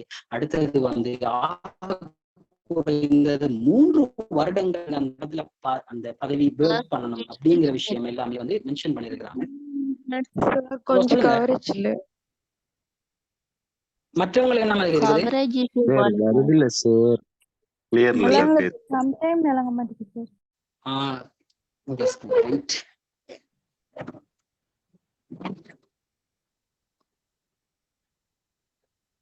இப்போ ஓகேவான்னு பாருங்க. Okay sir. ஓகே, சின்ன கவரேஜ் இஷ்யூஸ் வந்ததான் பிரச்சனை. ஓகே அந்த 3வது இருக்கிற விஷயங்கள்லாம் பேசிக்கான விஷயங்கள், இந்த மொழி தெரிஞ்சு பாஸ் பண்ணணும் அப்படிங்கிற விஷயங்கள் தான். ஸோ ஒரு சின்ன விஷயங்கள் தான், நீங்க அதை பத்தி ஒரி பண்ணிக்கல தேவையில்ல. ஸோ நீங்க எம்எஸ்ஓ அப்பாயின்மெண்ட்டுக்குள்ள போன பிறகு எல்லாம் உங்களுக்கு சிம்பிளாக இருக்கு, சரிங்களா? ஸோ அடுத்தது 4வது விஷயம் தான் வெரி பேசிக்கான விஷயம், சம்பள திட்டம். அந்த சம்பள திட்டத்துல பேசிக்கான சம்பள திட்டம் வந்து 48,470 ரூபாய். அதுக்கு அடுத்த சம்பளம்னா அந்த 10, 11 இதெல்லாம் குறிப்பிடப்படுறது. அந்த 10 வருஷத்துக்கு உங்களுக்கு 540 ரூபாய் அதிகரிக்கும். அடுத்து வந்து அடுத்த 11 வருடங்களுக்கு 630 ரூபாய் அதிகரிக்கும். மற்றது அப்படியான விஷயம் தான் மென்ஷன் பண்ணிருக்கிறாங்க. மொத்தமாக 82,500 ரூபாய். ஸோ உங்களுக்கு நீங்க கிரேட் 2 வரும்போது உங்களுடைய சம்பள திட்டம் மறுபடியும் அதிகரிக்கும். கிரேட் 1க்கு வரும்போது இன்னும் சம்பள திட்டங்கள் அதிகரிக்கும். ஸோ அந்த விஷயங்கள் தான் இதை குறிப்பிடப்படுது. அடுத்து 5வது இந்த பதவி நிரந்தரமான விஷயம் தான், எல்லாமே கெசட் பேஸ் பண்ணி தான் ஃபுல்லாவே செஞ்சது உங்களுக்கு. ஸோ அது அவ்வளவு பெரிய விஷயம் இல்லை. 6வது விஷயம் தான் மிக முக்கியமான விஷயம், எல்லோரும் கேட்கக்கூடிய விஷயம். ஸோ கொஞ்சம் கவனமாக கேட்டுக்கொள்ளுங்க, சரியா? தகைமைகள் அப்படிங்கிற விஷயம் வந்து முகாமைத்துவ சேவை உத்தியோகத்தர் செய்கின்ற 3ஆம் தரத்துக்குரிய பதவிகளுக்கு ஆட்சேர்ப்பு செய்வதற்கான தகைமைகள். முதலாவது ஆண் அப்படிங்கிறது வந்து இலங்கை பிரசையாக இருக்கணும். எல்லோரும் இலங்கை பிரசை, வெளிநாட்டு பிரசைகள் வந்து அப்ளை பண்ண முடியாது. 2வது வயசு சம்பந்தமான விஷயம். வயசுல ஒரு இம்பர்டன்டான ஒரு விஷயம் ஒன்று சொல்ல போறேன். பட் பாருங்க, ஃபர்ஸ்ட் வந்து 18 வருடங்களுக்கு குறையா 30 வருடங்களுக்கு மேற்படாமலும் இருத்தல் வேண்டும். ஒவ்வொரு சேவிஸுக்கும் ஒரு வயசு லிமிட் வச்சிருக்காங்க ஓப்பன், சரியா? சோ அதுல 18 வயசுல உடனே வந்து இங்க பாருங்க, 2007 6ஆம் மாதம் 30ஆம் தேதி பிறந்தோரும் அல்லது அதற்கு முன்னோர். அடுத்தது 1995 6/30ஆம் தேதி அல்லது அதற்கு பின்னோர் பிறந்த தேதியை கொண்டவர்கள் மாத்திரம்தான் இதுக்கு விண்ணப்பிக்க முடியும் என்று சொன்னா, இப்ப நீ உதாரணமா வந்து 1995 6ஆம் மாதம் 30ஆம் தேதி பிறந்த ஒருவர் என்று சொன்னா நீங்க விண்ணப்பிக்கலாம். அதே 6ஆம் மாதம் 29ஆம் தேதி பிறந்திருக்கீங்கன்னு சொன்னா உங்களுக்கு விண்ணப்பிக்க முடியாது. என்ன சொன்னா, நீங்க விண்ணப்பிச்சு பார்க்கலாம்லாம் விண்ணப்பிக்க முடியாது. ஏன்னு சொன்னா கெசட்டை பேஸ் பண்ணித்தான் இந்த அப்பாயின்மெண்ட் செய்வாங்க முழுமையா. சோ அதே தான் இந்த 2007 6/30 அப்படிங்கிற விஷயமும். சோ அதுக்கு முன்னராக இருக்கணும் அல்லது அந்த வயதுல இருக்கணும், சரிங்களா? அந்த வயசுல கொஞ்சம் கவனமா இருங்க. ஆனா இந்த 5 வருஷத்துக்கு பிறகுதான் இது கால் பண்றாங்க. சோ நிறைய பேருக்கு ஒரு சின்ன இது உண்டு, எங்களுக்கு வயசு போயிட்டு தானே வரலாமே 3 வருஷத்துக்கு ஒரு. அதனால சிங்கள மட்டங்கள்ல இருந்து நிறைய ரிக்வஸ்ட் போகுது, கொஞ்சம் வயசு அதிகரிங்க அப்படிங்கிற. ஆனா அது ஒபிஷியலான எந்த ஒரு அப்டேட்டும் வரல. ஆனா சிங்கள சகோதரர்கள்ட்ட இருந்து நிறைய ரிக்வஸ்ட் போகுது. நம்மளும் வேண்டா பண்ணலாம். இப்போ public ministry of public administration அது தொடர்பாக வேண்டுகோள் விடுத்து, அவங்க அந்த வேண்டுகோளை ஏற்று அமைச்சரவை அங்கீகாரம் கொடுத்து, அது மீண்டும் உங்களுக்கு வந்து வயசு அதிகரிக்கப்படும் விஷயோட வர்த்தமானி வரமாக இருந்தால் அப்ளை பண்ணக்கூடியதாக இருக்கும். 32ஆக ஆக்கப்படலாம். ஆனா அது தொடர்பாக ஒபிஷியல் அப்டேட் ஏதாவது வந்தா நாங்க கட்டாயம் எங்களுடைய குரூப்ல வந்து அப்டேட் பண்ணுவோம். ஸோ அது தொடர்பாக இது வரைக்கும் எந்த ஒபிஷியல் அப்டேட்டும் கிடையாது. ஸோ நீங்க வந்து எங்களுக்கு வந்து அப்ளை பண்ண முடியாத 30 வயசு தாண்டிட்டேன்னு போட்டு யாரும் வந்து குரூப்ல இருந்து லீவ் ஆகாது. ஏன்னு சொன்னா அது தொடர்பாக அப்டேட் வரும்போது நீங்க சம்டைம்ஸ் அப்ளை பண்ண முடியாமல் போகலாம் அப்படிங்கிற விஷயத்தை வந்து கவனத்துல கொள்ளுங்க. என்ன அப்டேட் வந்தாலும் நாங்க எங்களுடைய master jobs in education groups, Facebook page, அடுத்த டைம்ல வெப்சைட் எல்லாத்துலயுமே வந்து அப்டேட் பண்ணுவோம், சரிங்களா? அடுத்து சிறந்த நன்னடத்தை தன்னடத்தை உடையவராக இருத்தல் வேண்டும். அடுத்தது வந்து இலங்கையில இது பண்ணக்கூடிய ஒருத்தராக இருத்தல் வேண்டும் அப்படிங்கிற விஷயம்தான் இதுல வந்து கூறப்படுது. அடுத்தது மிக முக்கியமான விஷயம் ஊனா கல்வி தகைமைகள். இதுல பாருங்க, முதலாவது சில கல்வி பொதுத்தராதர சாதாரண பரீட்சையிலே மொழி, சிங்களம், தமிழ், ஆங்கிலம் மற்றும் கணிதம் உட்பட 4 பாடங்களில் திறமை சித்தியுடன் ஒரே தடவையில் 6 பாடங்களில் சித்தி அடைந்திருத்தல் அப்படிங்கிறதான். ஒரே தடவையில் அப்படிங்கிற விஷயத்த வந்து அவங்க வந்து டாக் பண்ணிருக்கிறாங்க. ஏண்டா அது உங்கள்ட்ட முதலாவது அமர்வுன்னு கேட்கல, 2வது அமர்வு, 3வது அமர்வு கேட்கல, ஏதாவது ஒரு அமர்வுல ஒரே தடவையில அவங்க கேட்கிற அந்த உங்களுடைய மொழியிலும் உங்களுடைய கணிதத்திலும் கணித பாடத்திலும் திறமை சித்திகளோட இன்னும் 2 பாடங்கள் திறமை சித்தியோட ஜஸ்ட் 6 பாசஸ் இருந்தா ஓகே. அதுதான் வந்து உங்கள்ட்ட கேட்கப்படுற ஒரு இது உண்டு. இப்போ உங்கள்ட்ட ஒருவேளை வந்து சி பாஸ் இருந்து தமிழ்ல அடுத்த செகண்ட் ஸ்டைல போட்டு நீங்க வந்து உங்களுக்கு மெட்ஸ் எஸ் இருந்திருக்கும், செகண்ட் ஸ்டைல போட்டு வந்து சி எடுத்திருக்கலாம் மெட்ஸ் தனியா. ஸோ அப்படின்னு சொன்னா உங்களுக்கு அப்ளை பண்ண முடியாது. அது ஒரு அமர்வுல தான் இருக்கணும் கட்டாயமா. சரிங்களா? ஆனா இங்கிலீஷ்லாம் கணக்கு இல்லை. இங்கிலீஷை பத்தி நீங்க கவலைப்படவும் தேவையில்லை. இங்கிலீஷ்ல எஸ் இருக்கு, டபிள்யூ இருக்குலாம், அதெல்லாம் கவனிக்க மாட்டாங்க. சரி, அவங்களுடைய மொழியும் உங்களுடைய கணிதம் அந்த பாடம் தான் திறமைச்சது. அடுத்து மற்றும் கல்வி பொதுத்தரதா உயர்தர பரீட்சையில ஒரே தடவையில 3 பாடம், ஜஸ்ட் 3 இருந்தா ஓகே. ஜஸ்ட் 3 பாசஸ் இருந்தாலே ஓகே. அது வந்து உங்கள்ட்ட அந்த பொது ஆங்கிலம் சாதாரண பொது பரீட்சை தவிர அப்படிங்கிற விஷயத்தையும் மென்ஷன் பண்ணிருக்காங்க. அந்த எல்லாம் உங்களுக்கு கணக்கெடுப்படாது. ஏன்னா இதுல டிகிரியே கணக்கெடுக்க மாட்டாங்க இதுல. பட் வந்து ஆன்லைன் அப்ளிகேஷன்ல டிகிரி சம்பந்தமா சும்மா ஜஸ்ட் கேட்கறாங்க. அதை குவாலிஃபிகேஷன் தான் நிரப்புங்கன்னு ஜஸ்ட் ஒரு ஃபார்மாலிட்டிக்கே கேட்கறது. சரிங்களா? ஸோ பட் வந்து நீங்க டிகிரி இருந்தாலும் சரிதான், இல்லைன்னாலும் சரிதான், அதை குவாலிஃபிகேஷன் இருந்தாலும் சரிதான், இல்லைன்னு சரிதான், ஜஸ்ட் இது ஓ லெவல் ஏ லெவல பேஸ் பண்ண ஒரு ஜாப் அப்படிங்கிறதால நீங்க அந்த குவாலிஃபிகேஷனை மட்டும்தான் இன்டர்வியூல வந்து இருக்கான்னு செக் பண்ணுவாங்க. சரிங்களா? சோ அடுத்தது குறிப்பு அப்படிங்கிற விஷயம் வந்து கல்வி பொதுத்தராதர சாதனாகரம் பரீட்சையில் திறமை சித்தி பெற வேண்டியுள்ள மொழியாக கருதப்படுவது விண்ணப்பதாரி இப்போட்டி பரீட்சைக்காக தோற்றும் மொழி. சோ நீங்க எந்த மீடியம்ல செஞ்சிருக்கோம் அந்த மீடியம்லயே வந்து நீங்க அப்ளை பண்ணக்கூடியதாக இருக்கும். சோ அதுல உங்களுக்கு திறமை சித்தி இருந்தால் ஓகே. சோ அடுத்தது 2வது வந்து சாதனாகரம் கல்வி பொதுத்தராதர உயர்தர பரீட்சைக்கு சமனான வேறு தேசிய மற்றும் வெளிநாட்டு நிறுவனங்கள். இதுல வந்து சிலாக்களுக்கு சந்தேகம் நிலவுது. உயர்தர லண்டன் ஓலவல் ஏலவல் எக்ஸாம் நம்ம இருக்குதானே, இளங்கட ஓலவல் ஏலவல் எக்ஸாம் செய்யாம லண்டன் ஓலவல் ஏலவல் எக்ஸாம் எல்லாம் செஞ்சவங்க சம்டைம்ஸ் வந்து இதுக்கு அப்ளை பண்ணலாம்னு கேட்பாங்க. ஸோ அவங்களும் வந்து அப்ளை பண்ணி பார்க்கலாம்னு சொன்னா அது வந்து அவங்க யார் இதை வந்து உறுதிப்படுத்துவாங்கன்னு சொன்னா இந்த இணைந்த சேவைகள் பணிப்பாளர் நாயகம் அவங்க தான் வந்து இதுல நியமன அதிகாரி. அவங்க தான் நியமன அதிகாரி. ஸோ அவங்க யார்கிட்ட இது தொடர்பாக உறுதிப்படுத்துவாங்க சொன்னா இதுல போட்டிருக்காங்க பாருங்க, உரிய கல்வி நிறுவனங்கள் மற்றும் பரீட்சை ஆணையாளர்னால் அது உறுதிப்படுத்தப்படணும். அந்த குவாலிஃபிகேஷன் ஏ லெவலுக்கு ஈக்குவல் ஆனது, ஓ லெவல் ஏ லெவலுக்கு ஈக்குவல் ஆனது அப்படிங்கிற அந்த விஷயத்தான் அவங்க மென்ஷன் பண்றாங்க. அடுத்தது வந்து இந்த விண்ணப்பதாரர் வந்து ஜூன் மாதம் 30ஆம் தேதி அல்லது அதுக்கு முன்னர் பூர்த்தி செய்திருப்பது கட்டாயமாகும். இதுக்கு முன்னாடி இந்த ஓ லெவல் ஏ லெவல் வயசு மற்ற விஷயங்கள்லாம் வந்து அவங்க பூர்த்தி செஞ்சிருக்கணும். இது வந்து அடுத்தது மாவட்ட சனத்தொகை அடிப்படையில தான் இந்த நியமனம் கிடைக்கப்பெறும். அதுல 7வது இதுல வந்து முழுமையாக சொல்லப்படுது. ஸோ உங்களுடைய மாவட்டத்தில் இப்ப எத்தனை பெர்சன்டேஜ் சனத்தொகை இருக்கோ அந்த பெர்சன்டேஜ் அடிப்படையில தான் அந்த இதுகள் நிரப்பப்படும். உதாரணமா வந்து ஒரு 5% உங்களோட மாவட்டத்தில் இருக்கின்ற ஒரு 10,000 பேர் நிரப்ப போறாங்கன்னு சொன்னா அதுல ஒரு 500 பேர்கிட்ட வரும். ஸோ அது வந்து உங்களுடைய மாவட்டத்துக்கு உதாரணமா நான் சொல்றேன். ஸோ அந்த மாவட்ட ரீதியில தான் அந்த சனத்தொகையை கேட்பவாறு அது நிரப்பப்படும். ஸோ அந்த விஷயங்கள் தான் இதுல போட்டிருக்குது. அடுத்தது வந்து ஆவணா பாருங்க, மாவட்டத்துக்கு இதுதான் நிறைய பேர் வந்து ஒரு கொஸ்டின் பண்ற ஒரு விஷயம் ஏன்னு சொன்னா இந்த ஃபர்ஸ்ட் ஒன் உங்களுடைய ஆன்லைன் அப்ளிகேஷன்ல மீடியம் கேட்பாங்க இல்லையா? மீடியம் கேட்ட பிறகு கேட்கிற முதலாவது கேள்வி எந்த மாவட்டத்துல வேகன்சிஸுக்காக நீங்க வந்து அப்ளை பண்ண போறீங்க அப்படிங்கிற விஷயம். ஸோ அதுல சில நிபந்தனைகள் இருக்கு. எடுத்தோடனே வேற வேற மாவட்டத்தை நீங்க எடுக்கவே இயலாது. புரியுங்களா? அதுல முதலாவது பாருங்க, விண்ணப்பதாரர் ரோம இலக்கம் 1, விண்ணப்பதாரர் அந்த மாவட்டத்தில் பிறந்தவராக இருக்க வேண்டும். ஏதாவது ஒரு மாவட்டத்துக்கு நீங்க விண்ணப்பிக்கத்தானே வேணும். ஒன்றில் அதுல விண்ணப்பதாரர் அந்த மாவட்டத்துல பிறந்தவராக இருக்கணும் அல்லது பரீட்சைக்கான தகைமைகளை பூர்த்தி செய்ய வேண்டி இறுதி தேதிக்கு முன்னரான 5 வருட காலத்தில் அந்த மாவட்டத்தில் ஆக குறைந்த 3 வருடங்களாவது தொடர்ச்சியாக நிரந்தரமாக வசித்தவராக இருக்க வேண்டும். அதாவது எப்ப க்ளோசிங் டேட் ஜூன் மாதம் 30ஆம் தேதி. அதற்கு முன்னரான 5 வருஷங்கள் 2020 இருந்து வரும். அந்த 5 வருஷத்துல ஏதாவது தொடர்ச்சியாக 3 வருஷங்கள் நீங்க அந்த இன்னொரு மாவட்டத்தில் இருந்ததுக்கான சான்றிதழை சமர்ப்பிக்கணும். அது கீழே போட்டிருப்பாங்க அந்த குறிப்பு அப்படிங்கிற விஷயத்துல. அடுத்து 3வது அல்லது அவர் தொடர்ச்சியாக 5 வருடங்கள் அந்த மாவட்டத்தில் தனது பாடசாலை இடைநிலை கல்வியை பெற்றிருத்தல் வேண்டும். இப்ப இடைநிலை கல்வி அப்படிங்கிற விஷயம் வந்து தரம் 6ல இருந்து 11 வரை அதுல வந்து தொடர்ச்சியாக 5 வருஷத்தை கற்றிருக்கணும்.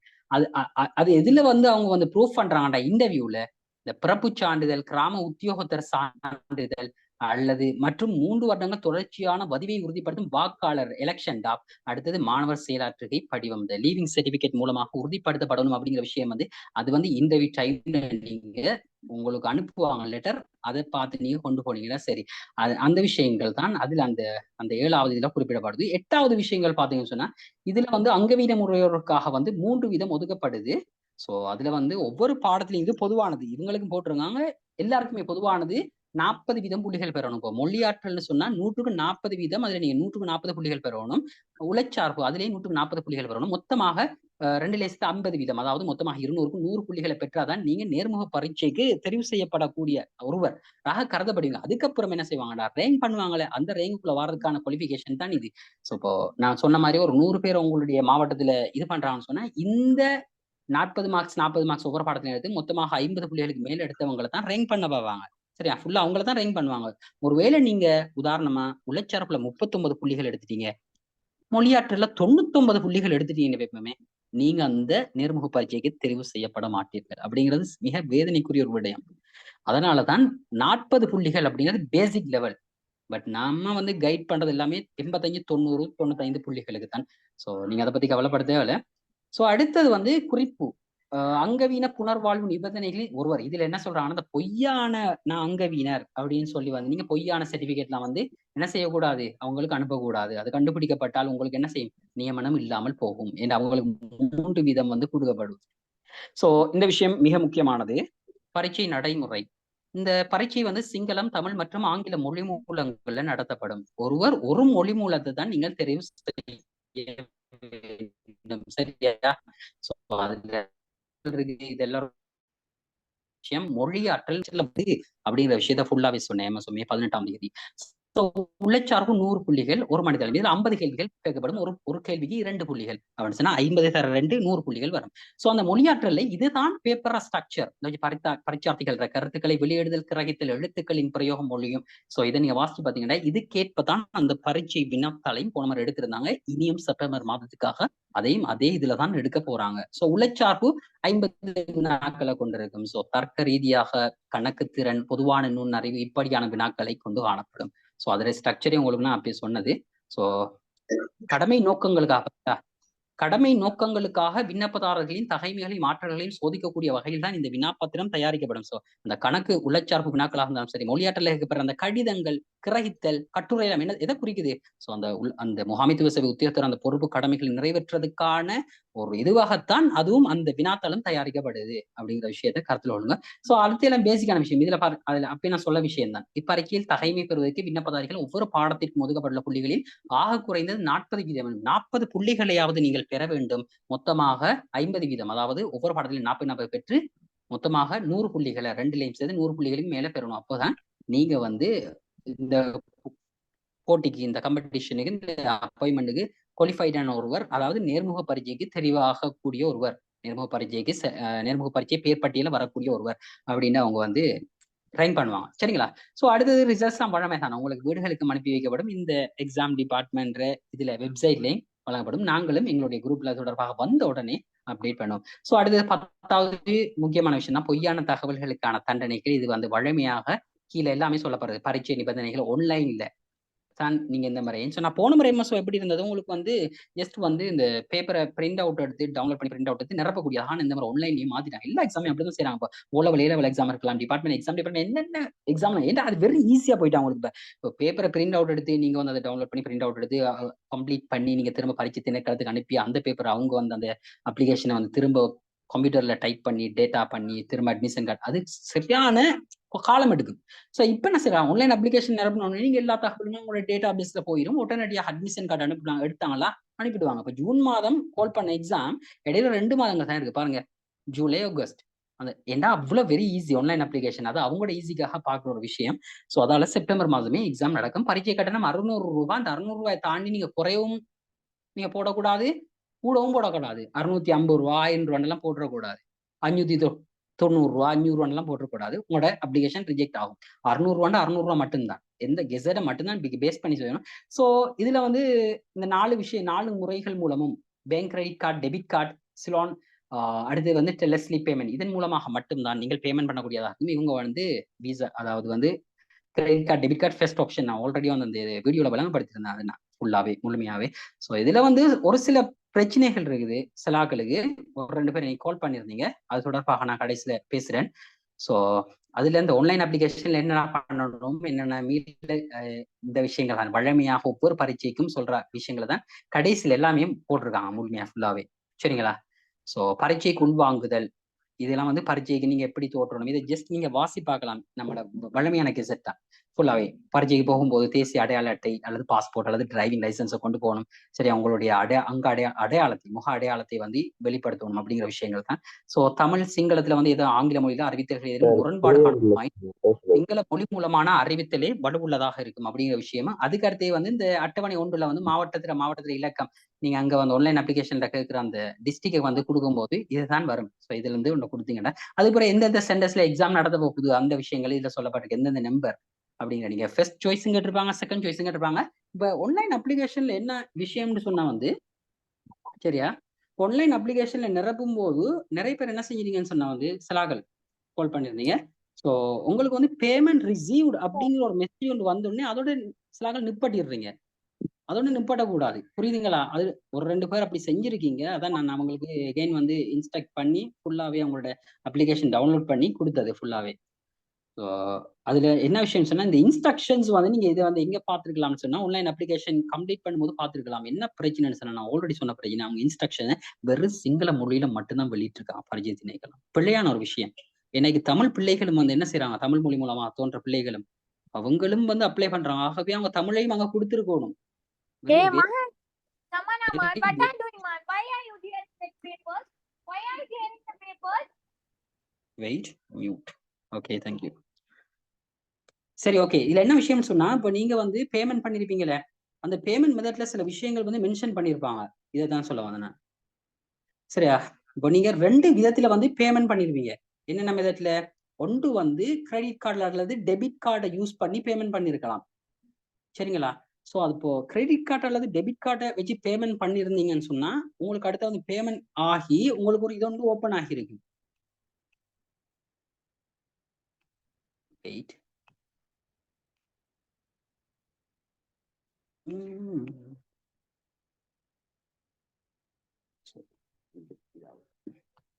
எல்லாம் ஆல்ரெடி நான் வீடியோல போட்ட விஷயங்கள் தான். ஏதாவது டவுட்ஸ்னா கடைசியில் கேளுங்க, நான் டைம் தருவேங்க. ஸோ இதுல இந்த 2 பேமெண்ட் மெத்தட்ல நீங்க செய்யக்கூடியதாக ஒன்று விசா பேமெண்ட் அல்லது மாஸ்டர் கார்டு மூலமாக நீங்க பேமெண்ட் பண்ணிருப்பீங்க. சரிங்களா? ஸோ அப்படி பண்ணவங்களுக்கு வந்து வெரி ஈஸியாக அடுத்த பேஜ் ஒன்று ஓப்பன் ஆகிருக்கும். உங்களுக்கு எப்படின்னு சொன்னா இந்த பேஜ் ஓப்பன் ஆகிருக்கு.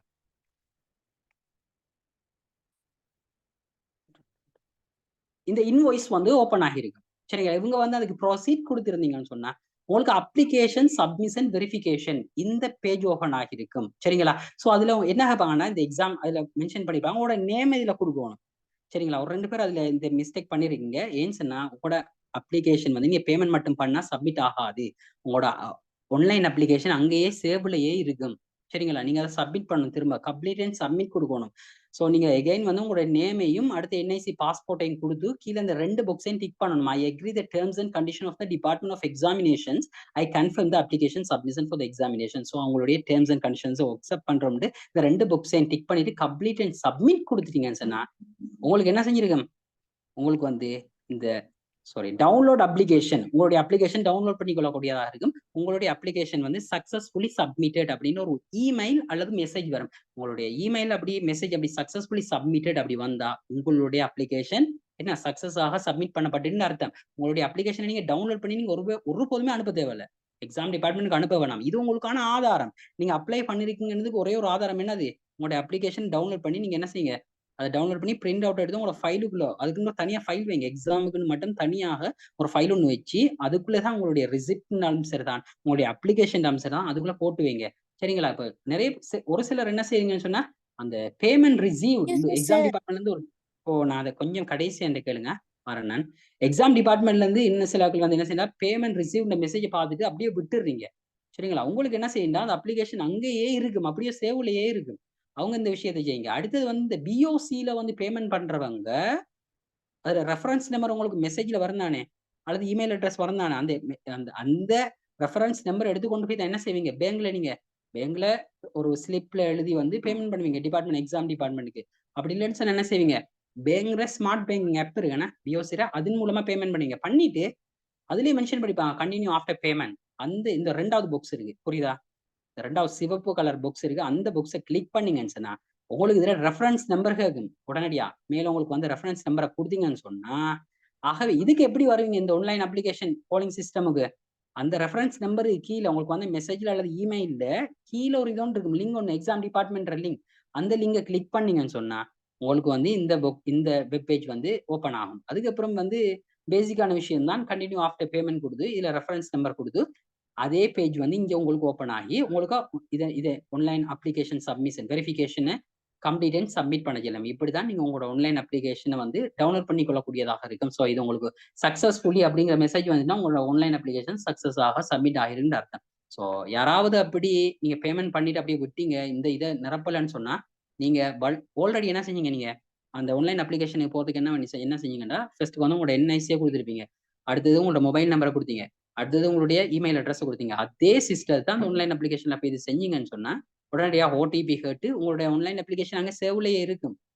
அந்த பேமெண்டோட விட்டுட்டீங்கன்னு சொன்னா, ஆகவே அங்க போயிட்டு நான் சப்மிட் திஸ் அப்ளிகேஷனை கொடுத்து கீழே அந்த ப்ரிவியூ ஒன்று உருவாகும் இல்லையா, ப்ரிவியூ வந்து நான் போட்டு காட்டினேன், ப்ரிவியூல டிக் பண்ணி போட்டு ஜஸ்ட் அங்க பார்த்தீங்கன்னு சொன்னா சப்மிட் கம்ப்ளீட் அண்ட் சப்மிட் அந்த விஷயம் வரும் வரை நீங்க அதை செய்ய வேண்டியதாகும். ஜஸ்ட் ஒரு 1 ஸ்டெப் தான், சின்ன விஷயம் தான். உங்களுக்கு அதுல கஸ்டம்ஸ்னா நீங்க கால் பண்ணுங்க, பிரச்சனை இல்லை. உங்களுக்கு நான் அதை பத்தி உங்களுக்கு செஞ்சு தருவேன், பிரச்சனை இல்லை.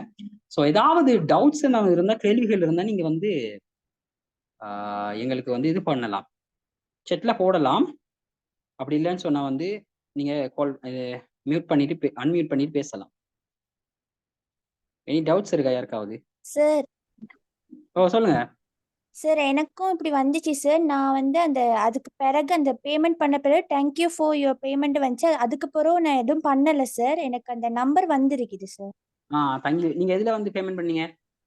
Online payment sir, Visa card.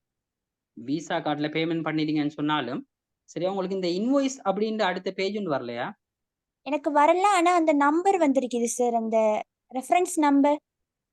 Okay, நீங்க நான் ஆல்ரெடி சொன்ன மாதிரி நீங்க என்ன செய்யுங்கன்னு சொன்னா வந்து நீங்க வல்லமை மாதிரி அந்த இதை கொடுத்து உங்களுடைய என்ஐசியை கொடுத்து மொபைல் நம்பர் கொடுத்து இமெயில் அட்ரஸ் கொடுத்தீங்கன்னு சொன்னா அங்க உங்களுடைய ஆன்லைன் அப்ளிகேஷன் அப்படியே இருக்கும். நீங்க அதை வந்து திரும்ப எகைன் வந்து சப்மிட் பண்ணி இந்த விஷயங்கள் வந்து அப்ளிகேஷனை டவுன்லோட் பண்ணி கொள்ளக்கூடியதா இருக்கு. ஸோ அப்ளிகேஷன் டவுன்லோட் பண்ணி கொள்றது தான் வந்து உங்களுடைய சேஃப். சப்மிட் பண்ணதுக்கான அடையாளமும் அதுதான், உங்களுக்கான ஆதாரமும் அதுதான். சரியா, கட்டாயம் சப்மிட் பண்ணுங்க. சரி சார். நான் அந்த பேமெண்ட் இது வந்து எங்களுக்கு திரும்ப போட தேவையில்லையே சார்? இல்ல திரும்ப பண்ண வேண்டிய அவசியமே கிடையாது. அப்படியே அதுல ஹெட் ஆகி இருக்கும் நீங்க பண்ணது. அது பிஓசி பண்ணவங்களும் அதுல ஹெட் ஆகி இருக்கும், அந்த ரெஃபரன்ஸ் நம்பர் மூலமா பண்ணவங்களுக்கும். அது திரும்ப பேமெண்ட் பண்றது கிடையாது. உங்களுடைய என்ஐசி கொடுத்தீங்கன்னாலே அது எகைன் வரும். சரி, ஓகே. வேற ஏதாவது இருக்கா? சார், இப்ப நம்ம பேமெண்ட் பண்ணதுக்கு ஆதாரம் அது எப்படி? அதுதான் சொன்னேன். பேமெண்ட் பண்ணதுக்கு ஆதாரம் வந்து உங்களுக்கு ஒரு மெசேஜ் வரும், சக்சஸ்ஃபுல்லி சப்மிட்டட். உங்களுக்கு இமெயிலும் வரும், உங்களுக்கு மெசேஜும் வரும். உங்களுக்கு அடுத்தது வந்து உங்களுடைய அப்ளிகேஷனை டவுன்லோட் பண்ணுவீங்க நீங்க. இதை நிரப்பின பிறகு, அதாவது அப்ளிகேஷன் சப்மிஷன் வெரிஃபிகேஷன் அதை நிரப்பி இந்த கம்ப்ளீட் அண்ட் சப்மிட்டை கொடுத்துட்டீங்கன்னு சொன்னா அடுத்த பேஜ்ல வந்து இந்த ரெஃபரன்ஸ் நம்பர் காட்டி இந்த ரெஃபரன்ஸ் நம்பரை கட்டாயமா வந்து என்ன செய்யுங்க, குறிச்சு வச்சுக்கொள்ளுங்க. நான் சொன்ன மாதிரி ஒரு ஃபைல் ஒன்று எடுத்து வச்சுக்கோங்க உங்களுக்கு உண்டு. ஸோ அதுக்குள்ள அந்த ரெஃபரன்ஸ் நம்பரை கொடுத்து டவுன்லோட் அப்ளிகேஷன் இருக்கு, அதுல டவுன்லோட் மை அப்ளிகேஷன், அதை டவுன்லோட் பண்ணி உங்களோட அப்ளிகேஷன் நீங்க நிரப்பின அப்ளிகேஷன் அதான் உங்களுக்கான ஆதாரம், நீங்க அப்ளை பண்ணதுக்கான ஆதாரம். ஸோ அதை நீங்க பிரிண்ட் அவுட் எடுத்து உங்களோட ஃபைலுக்குள்ள வச்சிருந்தீங்கன்னா ஓகே. சரிங்களா, வேற ஏதாவது டவுட் இருக்கா? அந்த நேம்ல வந்து நம்ம அப்ளை பண்ண நேம் போடணுமா இல்ல பேங்க் நேம் போடணுமா? ரெண்டு பேர் பேசுறதால கேட்கல சார். இப்ப என்ஐசி நம்பரும் நேமும் போட கேட்டுக்குதானே லாஸ்ட்ல பேமெண்ட் பண்ணின பிறகு? பேமெண்ட் பண்ண பிறகு நம்மளோட நேமும் என்ஐசி நம்பரும் கேட்டுக்கிட்டானே, அதுல எந்த நேம் போடுற, பேங்க் நேமா இல்ல நம்ம இல்ல நீங்க ஆல்ரெடி கொடுத்தீங்களா உங்களோட நேம், அந்த நேம் தான் கொடுக்கணும். இதுல என்ன கேக்குறீங்க நேம்? இந்த விஷயம் இதுல உங்களோட நேமும் உங்களோட என்ஐசி அல்லது பாஸ்போர்ட், நீங்க என்ஐசி மூலமா தான் அதுக்குள்ள வந்திருப்பீங்க உள்ளுக்கவே. சோ அந்த என்ஐசி கொடுத்து சரிங்களா, இந்த ஐ அக்ரி இந்த பாக்ஸை டிக் பண்ணி இந்த ஐ கன்ஃபார்ம் அந்த பாக்ஸை டிக் பண்ணி கம்ப்ளீட் அண்ட் சப்மிட் இருக்கே அதை கொடுத்துட்டீங்கன்னு சொன்னா உங்களுக்கு உங்களுடைய அப்ளிகேஷன் டவுன்லோட் பண்ணி கொள்ளக்கூடியதாக இருக்கும். அடுத்தது உங்களுடைய அப்ளிகேஷன் சக்சஸ்ஃபுல்லி சப்மிட்டட் அப்படின்னு ஒரு மெசேஜ் அல்லது இமெயில் உங்களுக்கு கட்டாயம் வரும். சரிங்களா? ஓகே, கேபிட்டல் லெட்டர்ல கொடுக்கணும் நம்ம முன்னுக்கு கொடுத்த மாதிரி. கேபிட்டல்லையும் கொடுக்கலாம் இல்லாட்டி ஸ்மால்லையும் கொடுக்கலாம், அது பிரச்சனை. ஓகே அதான் அந்த அப்ளிகேஷன்ல கேபிட்டல்ல கட்டிப்பாங்க, அந்த இடத்துல மட்டும் கேபிட்டல் நாங்க கொடுக்கணும். சரி, ஓகே. சரி வேற ஏதாவது டவுட் இருக்கா? ஆல்ரெடி சப்மிட் பண்ணதுல ஏதாச்சும் சேஞ்சஸ் பண்ணிடலாம் எடிட் பண்ணி. எடிட் நீங்க சப்மிட் பண்ணியவங்கள சக்சஸ்ஃபுல்லி சப்மிட்டட் அப்படின்னு ஒரு மெசேஜ் வந்துட்டுனால நீங்க அப்ளிகேஷனை டவுன்லோட் பண்ணிட்டீங்கன்னு சொன்னா அதுக்கப்புறம் எந்த சேஞ்சஸுமே பண்ண முடியாது. அதுதான் மிக முக்கியமான விஷயம். இன்னொரு அப்ளிகேஷனும் உங்களோட அதே என்ஐசில சப்மிட் பண்ணவும் முடியாது. புரியுதுங்களா? ஸோ அதான் இதுல இருக்கிற ஒரு முக்கியமான எடிட் விஷயம். பண்ணலாம். எடிட் இல்ல நீங்க அப்ளிகேஷனை சப்மிட் பண்ணிட்டீங்கன்னா எடிட் பண்ண முடியாது. நீங்க அதுக்கு முன்னாடி நீங்க சப்மிட் இல்ல பண்ண திரும்ப இல்ல சார், எடிட் பண்ணாங்க சார். எடிட் பண்ணிட்டு திரும்ப பண்ணணும். எடிட் இல்ல சப்மிட் பண்ணவங்களும் எடிட் பண்ணீங்களா? ஓம் சார். ஜஸ்ட் அப்படின்னு நான் அதை கொஞ்சம் கன்ஃபார்ம் பண்ணி பார்த்துட்டு சொல்றேங்க. குரூப்ல அப்டேட் பண்ணி விடுறேன். சார் அதே மாதிரி 600 ரூபா கட்ட சொல்லிருக்கு தானே சார்? ஆமா, அதுல வந்து அந்த கன்வீனியன்ஸ் ஃபீன்னு சொல்லி 10 ரூபா 50 சம் அப்படி இந்த 610 ரூபா 50 சம்னு காட்டுது. அது சரியா? அது செல்லுபடி ஆகுமா அப்படின்னு? அது வந்து நீங்க கட்டுறது இல்ல, அது அவங்களே வந்து வெட்டிக்கிடுவாங்க. நீங்க 600 தான் நீங்க இது பண்ணணும், சரியா? ஸோ அது அவங்களே வந்து கட் பண்ணிக்கிடுவாங்க ஒரு அந்த கன்வீனியன்ஸ் ஃபீண்டு. ஸோ நீங்க 600 மட்டும் பண்ணா சரி. அது பிரச்சனை இல்ல தானே? இல்ல நீங்க 600 மட்டும் பே பண்ணுங்க, அது அவங்களே வெட்டிக்கிற பேமெண்ட். அவங்களுடைய அந்த பேங்க் அக்ரிமெண்ட் ஒன்று இருக்கும். ஸோ அதன் மூலமாக வெட்டிக்கிற பேமெண்ட் மட்டும்தான், வேற ஒன்றும் இல்லை. சார் பேமெண்ட் பண்ணிட்டு டவுன்லோட் பண்றத பத்தி அது ஆப்ஷன் நீக்குறா? ஆமா, டவுன்லோட் பண்ற ஆப்ஷனை வந்து நான் இவ்வளவு நேரம் அதான் சொன்னது. இல்ல நான் கவரேஜ் ப்ராப்ளம்ல லீவ் ஆகி இருந்தேன், நோ தான் ஜாயின் ஆனேன். அது பிரச்சனை இல்லை, நீங்க ரெக்கார்டிங் போடுவேன், நான் யூடியூப்ல ரெக்கார்டிங் போடுவேன். சரி அது சிறப்பாக வந்து அந்த இடத்துல வந்து நீங்க ஜஸ்ட் வந்து பண்ணி பாத்தீங்கன்னா சரி. சார் நாங்க பேங்க்ல பே பண்ணினேன்னு சொன்னா என்ன ரெஃபரன்ஸ் நம்பர் போடணும் அதுக்கு? பேங்க்ல எப்படி பேங்க்ல பேமெண்ட் பண்ணிப்பீங்க? அந்த ரெஃபரன்ஸ் நம்பரை கொடுத்து தானே பேங்க்ல பேமெண்ட் பண்ணிருப்பீங்க இல்லையா? அந்த ரெஃபரன்ஸ் நம்பரை வச்சு நீங்க என்ன செய்யணும்டா, அந்த ரெஃபரன்ஸ் நம்பரை கீழே உங்களுக்கு வந்து மெசேஜ்ல ரெஃபரன்ஸ் நம்பர் தந்துருப்பாங்க, அது கீழே ஒரு லிங்க் ஒன்று இருக்கு, எக்ஸாம் டிபார்ட்மெண்ட் லிங்க். நீங்க அந்த மெசேஜ் இல்லாட்டி இமெயில் அட்ரஸை செக் பண்ணுங்க. ஸோ அதுல வந்து அந்த லிங்கை கிளிக் பண்ணா கண்டினியூ ஆஃப்டர் பேமெண்ட் அது பாக்ஸ் இருக்குமே, இங்க இருக்குண்டா, ஜஸ்ட் வெயிட். இந்த வச்சு கண்டினியூ, ரெண்டாவது பாக்ஸ் கண்டினியூ ஆஃப்டர் பேமெண்ட், அதை கொடுத்தீங்கன்னு சொன்னா திரும்ப உங்களோட ரெஃபரன்ஸ் நம்பர் இங்க கேட்பாங்க. சரி, அந்த ரெஃபரன்ஸ் நம்பர் அந்த பாக்ஸ்ல கொடுத்து ப்ரொசீட் கொடுத்தீங்கன்னு சொன்னா உங்களுக்கு அடுத்த அந்த அப்ளிகேஷன் ஆன்லைன் வெரிஃபிகேஷன் சப்மிஷன் வரும். ஸோ அதுக்கப்புறம் நீங்க அதை ஃபில் பண்ணி அப்ளிகேஷனை டவுன்லோட் பண்ணிக்கொள்ளக்கூடியதாக இருக்கு. ஓகே, வேற ஏதாவது அப்ளிகேஷன் ஃபில் பண்ற சம்பந்தமா வீடியோ இருக்குன்னு சொன்னீங்களே, அத குரூப்ல போடலுமா? அப்ளிகேஷன் நாங்க சப்மிட் பண்ண அந்த இதுக்குள்ள வந்து ஃபுல்லாவே வந்து செஞ்சு போட்டது. அதுல என்ன இதுன்னு சொன்னா பேமெண்ட் விதயங்கள் மற்ற விஷயங்கள் வந்து யூடியூப்ல வந்து சில ரெஸ்ட்ரிக்ஷன் அதெல்லாம் அவங்க அதை இது பண்ணிட்டாங்க. பட் நாங்க திரும்ப அப்பீல் பண்ணிருக்கிறோம் அது, சரிங்களா? ஸோ அதுல ஏதாவது அவங்க தரலன்னு சொன்னா நான் திரும்ப அகைன் வந்து நாங்க வந்து திரும்ப அப்டேட் பண்ணுவோம். வீடியோ அப்டேட் பண்ணி விட அதுல லிங்க் போட்டு நாளைக்கே நாங்க போடுறோம், சரிங்களா? ஓகே சார் அப்ளை பண்ண வீடியோ போடுங்க. ஓகே நாங்க அவங்க அப்ளை பண்ணி ஆன்லைன்ல மட்டும் தான் அப்ளை பண்ணலாமா? ஆன்லைன்ல மட்டும் தான் அப்ளை பண்ணலாம். அது வந்து கெசெட்ல கேஷ் பே பண்றதா? கேஷ் வந்து ஆன்லைன் சிஸ்டத்துல தான் பே பண்ணலாமா? கேஷ் வந்து நாங்க இப்ப டிஜிட்டல் பேங்கால தான் பே பண்ணலாமா? இல்ல நீங்க இதுல போட்டிருப்பாங்க, நீங்க நல்லா கவனிக்கலாம். 4 ஆப்ஷன் தந்திருக்கிறாங்க உங்களுக்கு. ஒன்று வந்து கிரெடிட் கார்டு மூலமா, உங்கள்ட்ட பேங்க் கிரெடிட் கார்டு இருக்கணும். அப்படின்னா டெபிட் கார்டு இருந்தா அதன் மூலமா ஆன்லைன்ல இது பண்ணலாம். அப்படி இல்லாட்டி பிஓசிர ஸ்மார்ட் பேங்கிங் ஆப் இருக்கு, அதன் மூலமா. அப்படி இல்லைன்னு சொன்னா உங்களோட அருகில் இருக்கிற பிரதேசத்துல இருக்கிற பிஓசி கிளை பிரான்ச் இருக்குமே, ஸோ அதுல போயிட்டு ஸ்லிப் பண்ணுங்க, டிபாசிட் ஸ்லிப், சரிங்களா? அதுல வந்து உங்களோட பேரையும் எக்ஸாம் டிபார்ட்மெண்ட்டுக்கு பேமெண்ட் பண்ற இதையும் உங்களுடைய ரெஃபரன்ஸ் நம்பரை கட்டாயம் மென்ஷன் பண்ணி கேஷியர்ட்ட கொடுத்தீங்கன்னு சொன்னா அவங்க எக்ஸாம் டிபார்ட்மெண்ட்டுக்கு வந்து இது பண்ணுவாங்க. ஸோ அதுக்கப்புறம் வந்து நீங்க நான் சொன்ன மாதிரி வழமையா சொன்ன மாதிரி கண்டினியூ ஆஃப்டர் பேமெண்ட் கொடுத்து மற்ற விஷயங்களை வந்து ஃபில் பண்ணிக்கலாம். ஓகே, ரெஃபரன்ஸ் நம்பர் வந்து அந்த ஸ்லிப்ல இருக்கிற நம்பர் தானே சார்? ரெஃபரன்ஸ் நம்பர்ன்றது உங்களுக்கு மெசேஜ்ல வரும். உடனே நீங்க பிஓசி மூலமா பேமெண்ட் பண்றீங்கன்னு சொன்னா உங்களுக்கு ரெஃபரன்ஸ் நம்பர் உடனடியாக உங்களோட மெசேஜுக்கு அல்லது இமெயிலுக்கு வரும். நீங்க அதை பாத்துக்கலாம். நீங்க அதை வச்சு தான் அடுத்தடுத்த ப்ராசஸ் செய்யணும், சரிங்களா? நான் பிரச்சனை இல்லை, நான் உங்களுக்கு அதுல வீடியோ ஒன்று போட்டு மொபைல்ல அப்ளை பண்ணலாம். ஆமா, லப் இருந்தா லப்ல அப்ளை பண்ணுங்க. உங்களுக்கு மொபைல் இருந்தா மொபைல்லே அப்ளை பண்ணலாம். இந்த எக்ஸாம் டிபார்ட்மெண்ட் மொபைல் அப்ளை பண்ணக்கூடிய விதத்துல தான் ஆன்லைன் அப்ளிகேஷனையும் செஞ்சிருக்காங்க. வேற ஏதாவது கொஸ்டின்ஸ் இருக்கா? Excuse me sir. Sir sir application டவுன்லோட்ல வந்து 6வது வந்து certification of the head of the டிபார்ட்மெண்ட்னு சொல்லி ஒரு column இருக்கு தானே, அது சம்பந்தமா இது சப்மிஷன்லயா டவுன்லோட் மை அப்ளிகேஷன் டவுன்லோட் பண்ண அப்புறம் அதுல இருக்கு 6வதா.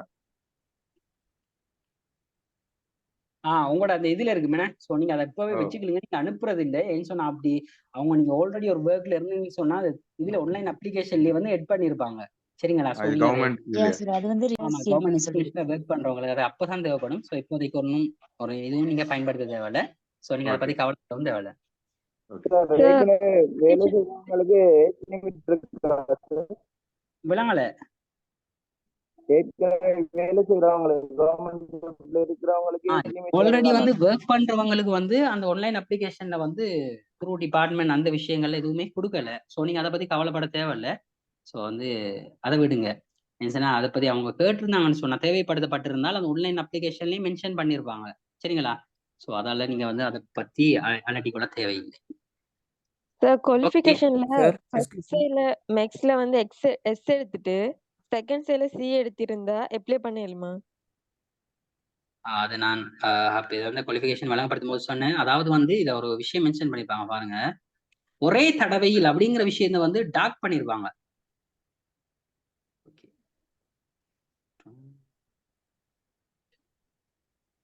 சார் வெயிட் பண்ணுங்க. இந்த பாருங்களா, சாதாரண பரீட்சையில மொழியில கணிதம் ரெண்டுலயும் வந்து 4 பாடங்கள்ல அது உட்பட 2 பாடங்கள்ல திறமை சித்தியோட ஒரே தடவையில் அப்படிங்கிற விஷயம் வந்து மென்ஷன் பண்ணப்படுறதால வந்து நீங்க வந்து அப்ளை பண்ண முடியாது. 2வது தடவையில வந்து சி இருந்தால் அப்ளை பண்ண முடியாது. சரிங்களா? ஓகே. வேற ஏதாவது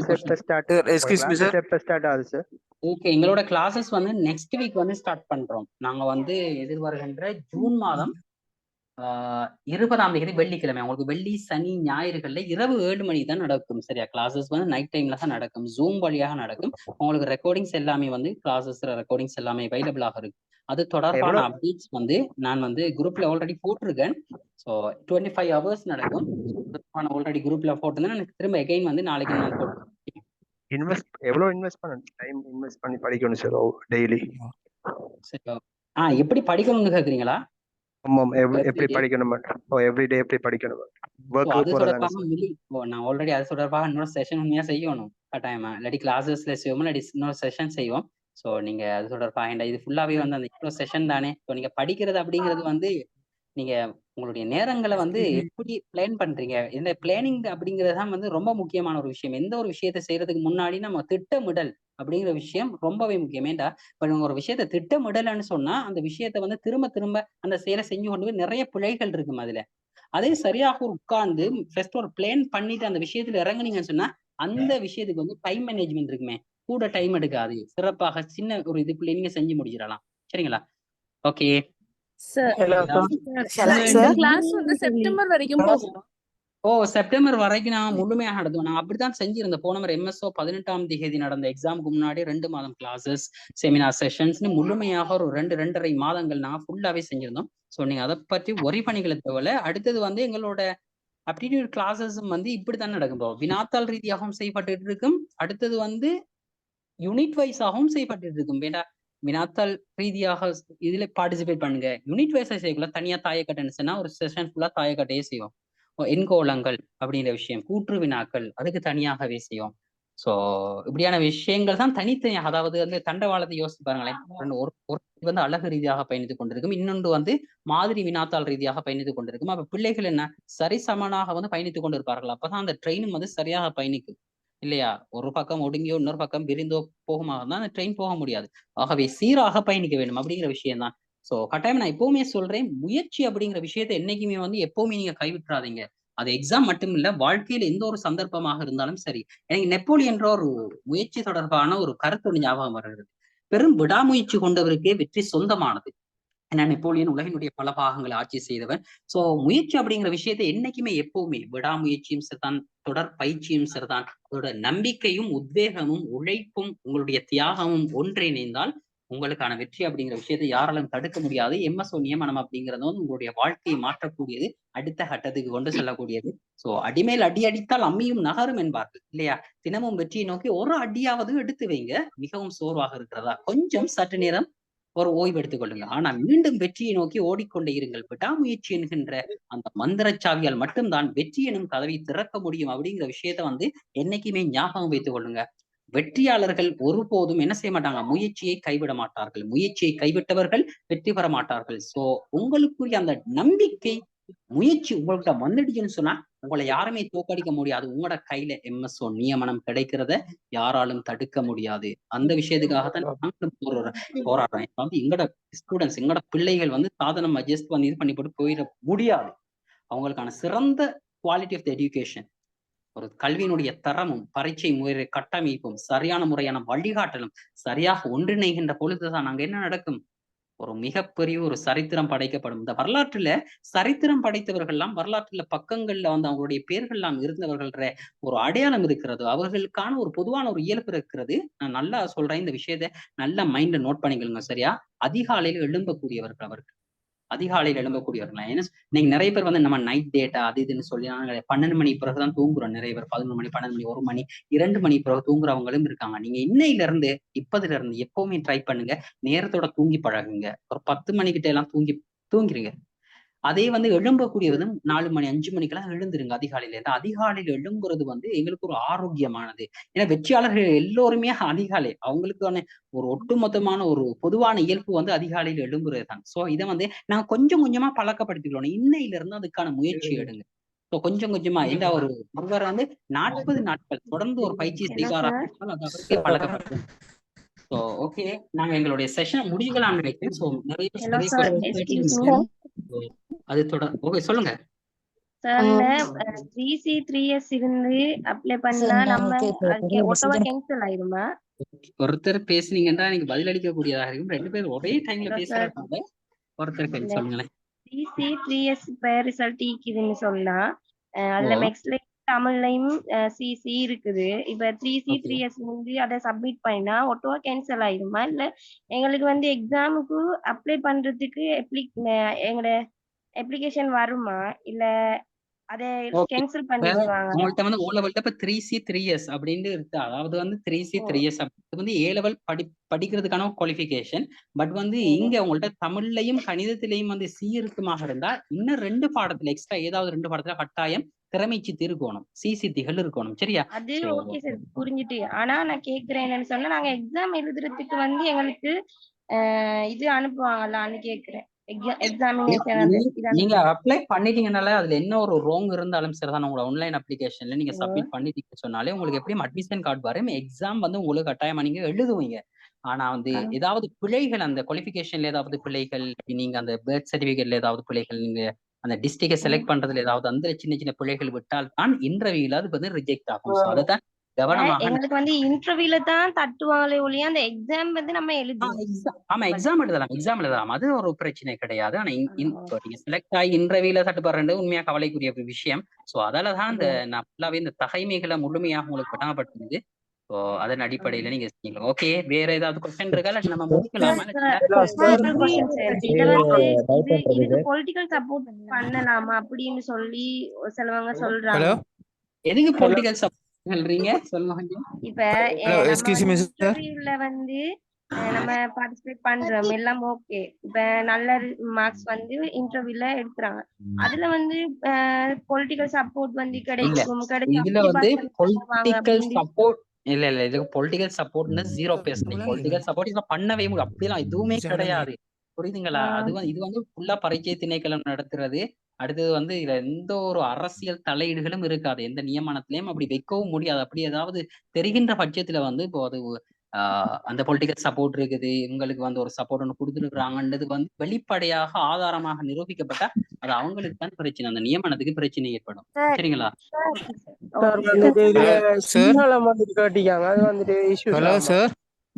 சொல்லுங்க சார். கிளாஸுக்கு சார் லேட்டா தான் ஜாயின் பண்ணேன் சார். அந்த அப்ளிகேஷன் போகும்போது கொஞ்சம் லிங்க கொஞ்சம் சென்ட் பண்ணிடுங்க சார் குரூப்ல. சரி ஓகே. நான் ஆன்லைன் அப்ளிகேஷன் நீங்க சார் இது வந்து பண்ணிடுங்க. குவாலிஃபிகேஷன்ல சிங்களம் கேட்டிருந்தாங்க. சிங்களம் என்ன மாதிரி அதுல விஷயம்? ஓகே. ஜஸ்ட் நான் இருங்க வந்து ரெக்கார்டிங்க கொஞ்சம் கட் பண்ணிட்டு வரேன். மீன்ஸ் நான் ரெக்கார்டிங்ல ஃபுல்லா இது பண்ணிட்டேன். ஓகே.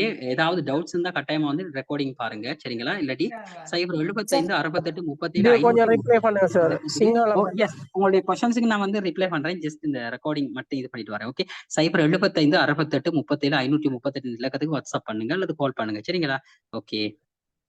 சார் சரி சொல்லுங்க.